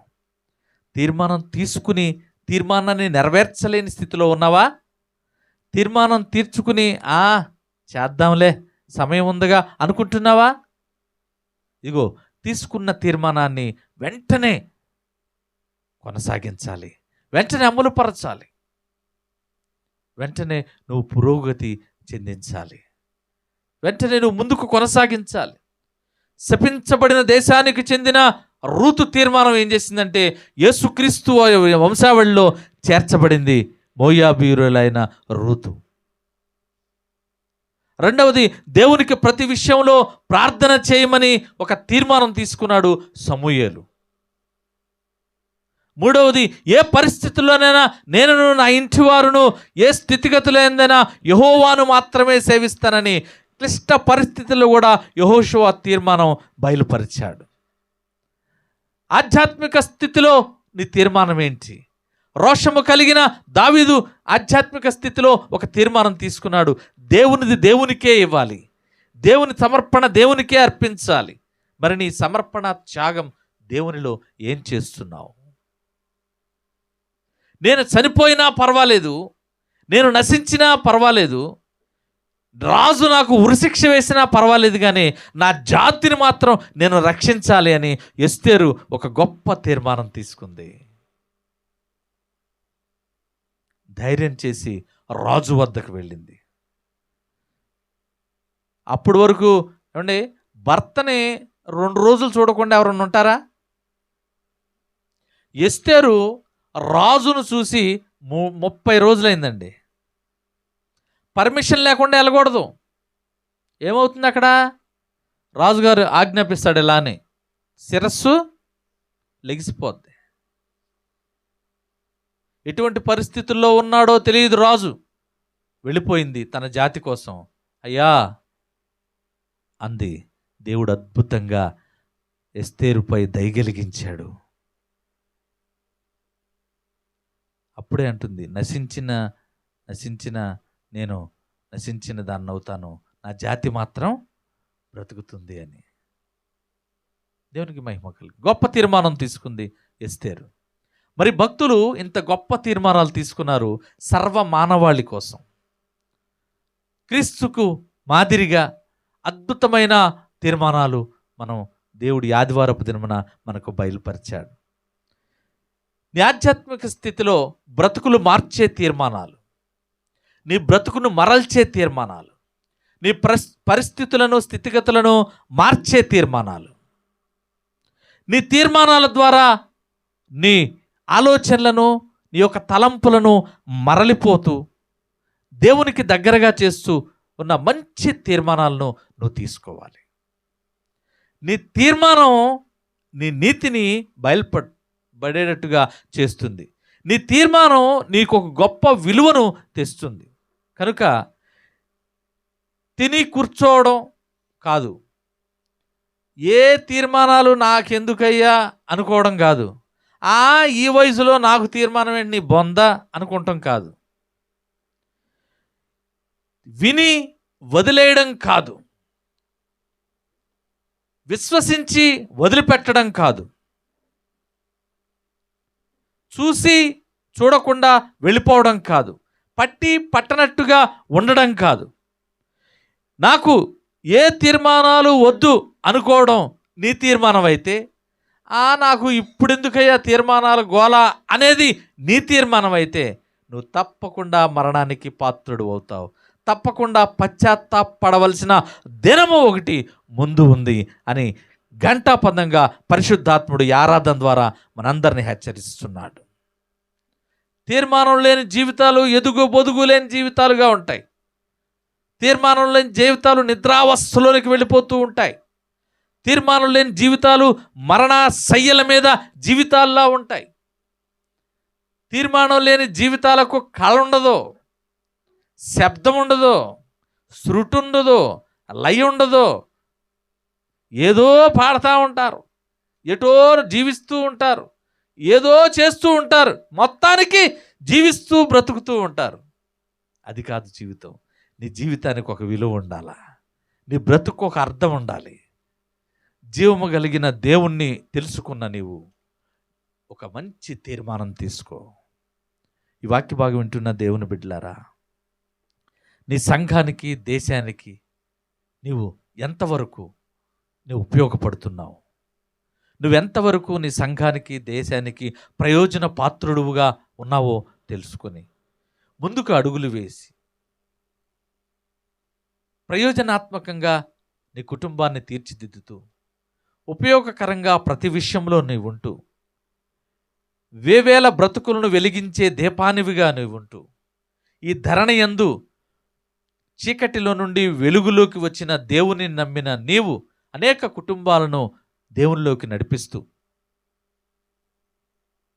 ఈ ధరణిలో ఒక ప్రజ్వరిల్లే దీపంలాగా నేను వెలగాలయ్యా అంటూ ఒక మంచి తీర్మానం తీసుకో. దేవుడు నిన్ను దీవించి ఆశీర్వదించి అభివృద్ధిపరచి నేను ముందుకు తీసుకువెళ్తాడు. ఈ వాక్య భాగం వింటున్న దేవుని బిడ్డలారా, తీర్మానం తీసుకోక ఉన్న ప్రతి వ్యక్తితో దేవుడు ఆదివారపు దినమున మాట్లాడుతున్నాడు. తీర్మానం లేని ఖాళీ పెట్టెలాంటిది. తీర్మానం లేని జీవితాలు శూన్యంలో వేలాడుతున్న పాత్రల్లాంటివి. ఉపయోగపడవు, ఉపయోగకరంగా ఉండవు, ఎవరికి అపకారి కావు. ఎందుకు ఉపయోగకరంగా నీవు ఇక్కడ ఉంటే అది నువ్వు వ్యర్థమే. నీ బిడ్డకో, సంఘానికో, సమాజానికో, కుటుంబానికో నువ్వు ఉపయోగకరంగా ఉండాలి. సృష్టిలో దేవుడు సృష్టించిన ప్రతి వస్తువు ఏదో ఒక విధంగా, ఏదో ఒక రకంగా మనకు ఉపయోగపడుతూనే ఉంటుంది. అది పుల్లైనా, గడ్డైనా, ఆకాశమైనా, భూమి అయినా, నీరైనా, జలచరాలైనా, జంతువులైనా, ఏవైనా సరే ఏదో ఒక రకంగా ఉపయోగపడుతుంది. మరి ఏ తీర్మానం లేని నీవు ఏమి ఉపయోగం? వాక్యభాగం ఇచ్చిన దేవుని పిల్లరా, తీర్మానం తీసుకుందాం, విలువగా బ్రతుకుదాం, కుటుంబానికి మాదిరికరంగా ఉందాం, క్రీస్తును పోలి నడుచుకుందాం. ఈ ఆధ్యాత్మిక ఆత్మీయ స్థితిలో దేవునిలో నేను ఉండాలయ్యా, దేవునికి నేను ఉపయోగకరంగా ఉండాలయ్యా, మందిరములో ఒక పాత్రగా నేను వాడబడాలయ్యా, దేవుని ముందు నిలబడినప్పుడు దేవునికి ఉపయోగపడే సాధనంగా నన్ను నిలబెట్టయ్యా. ఇదిగో నాయన, నన్ను ఉపయోగకరంగా మలచు తండ్రి. ఇగో నన్ను నీకు ప్రయోజనకరంగా చెక్కు ప్రభువా అంటూ ఒక తీర్మానం తీసుకోండి. ఆయన నిన్ను దినదినము చెక్కుతాడు, క్షణక్షణము చెక్కుతాడు. శిల్పి చేతిలో శీలను నేను అనుక్షణము నన్ను చెక్కుము. శిల్పి చేతిలో శీలను నేను అనుక్షణము నన్ను చెక్కుము. శిల్పి చేతిలో శిలను నేను అనుక్షణము నన్ను చెక్కుము. శిల్పి చేతిలో శిలను నేను అనుక్షణము నన్ను చెక్కుము.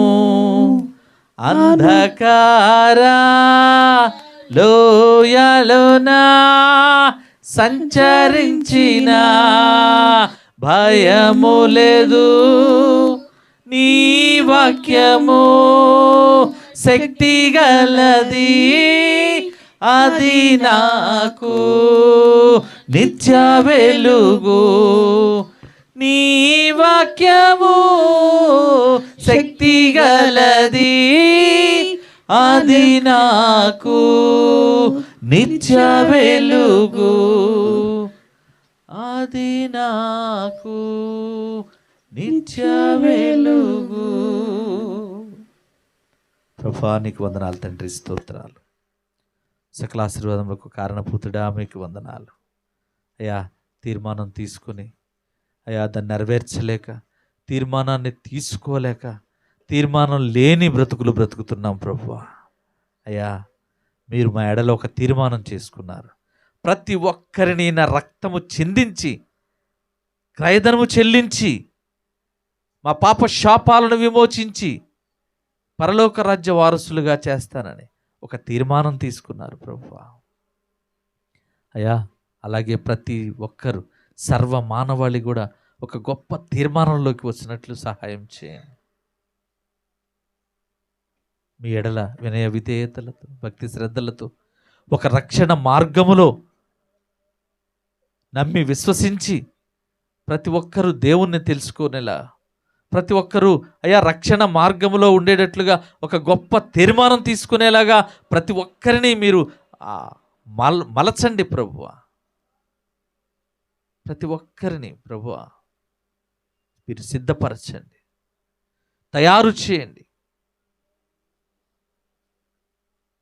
దేవా, మీరు అనుక్షణం మమ్మల్ని చెక్కుతున్నారు. అంధకారంలో పడి ఉండగా, పాపపు జీవితంలో మేము ఉండగా అయ్యా మమ్మల్ని రక్షించి, ఎందుకంటే చీకటి పోయి మీరు వెలుగునిచ్చారు తండ్రి. ప్రతి ఒక్కరిని వెలుగు మార్గంలో నడిపించమని. అంధకార లోయలోనా సంచరించిన భయము లేదు, నీ వాక్యము శక్తి గలది, అది నాకు నిత్య వెలుగు. నీ వాక్యము శక్తి గలది, అది నాకు నిత్య వెలుగు, అది నాకు నిత్య వెలుగు, అది మాకు నిత్య వెలుగు, అది మాకు నిత్య వెలుగు. మహాపరిశుద్ధుడా, మహోన్నతుడా, సకలాశీర్వాదములకు కారణభూతుడా, మా ప్రియ పరలోకపు తండ్రి, మీకే వందనాలు తండ్రి, స్తోత్రాలు. అయ్యా, ఒక తీర్మానం లేకపోతే మీ జీవితాలు వ్యర్థమని, తీర్మానం తీసుకుని జీవిస్తే మీరు ఒక బాధ్యతాయుతమైన రక్షణ జీవితాన్ని జీవిస్తారని అద్భుతంగా మాట్లాడావు ప్రభువా. అయ్యా, తీర్మానం తీసుకుని అయ్యా మీ ఎడల తీర్మానాన్ని నెరవేర్చుకున్న భక్తుల జీవితాలను మా మధ్యకు తీసుకువచ్చారు తండ్రి. మీకు వందనాలు, స్తుతులు, స్తోత్రములు చెల్లిస్తూ ప్రతి ఒక్క బిడ్డని జ్ఞాపకం చేసుకోండి. ప్రతి ఒక్క బిడ్డ జీవితంలో అయా తీర్మానం తీసుకునేటట్లుగా మీరు సిద్ధపరచమని సమస్తమును మీ చేతులకు అప్పచెప్తూ నజరేయుడైన యేసుక్రీస్తు నామములో బ్రతిమలాడి అడిగి వేడుకొంచున్నాము తండ్రి. ఆమేన్. ఆమేన్. ఆమేన్. పరలోక ప్రార్థన.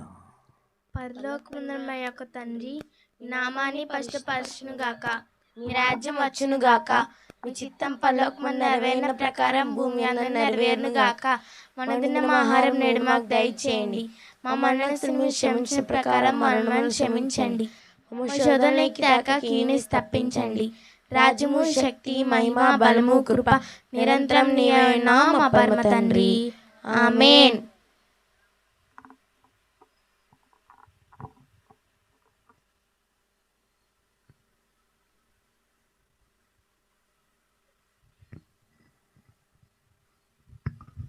ఆమేన్. హల్లెలూయా.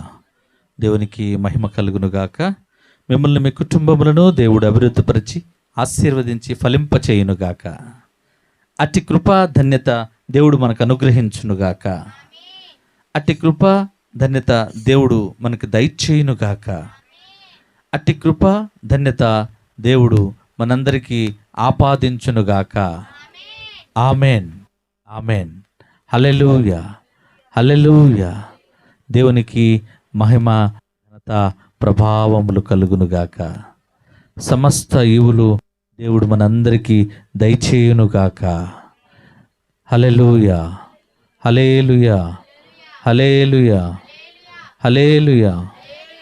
దేవునికి మహిమ, ఘనత, ప్రభావములను ఆపాదిస్తూ పరిశుద్ధులుగా నీతిమంతులుగా మనల్ని తీర్చిదిద్దిన దేవునికి నిండు కృతజ్ఞతాస్తుతులు చెల్లిస్తూ సమస్తమును ఆయన చేతులకు అప్పచెప్తూ కూడి ఉన్న ప్రతి బిడ్డ యొక్క సమస్య, ప్రతి బిడ్డ యొక్క ఆందోళన, ప్రతి బిడ్డ యొక్క ఆవేదన ఆయనకు అప్పచెప్తూ నజరేడిన యేసుక్రీస్తు నామములో బ్రతిమలాడి అడిగి వేడుకొంచున్నాము తండ్రి. ఆమేన్. ఆమేన్. ఆమేన్. ఆమేన్. ఆమేన్. ఆమేన్. హల్లెలూయా. హల్లెలూయా. హల్లెలూయా.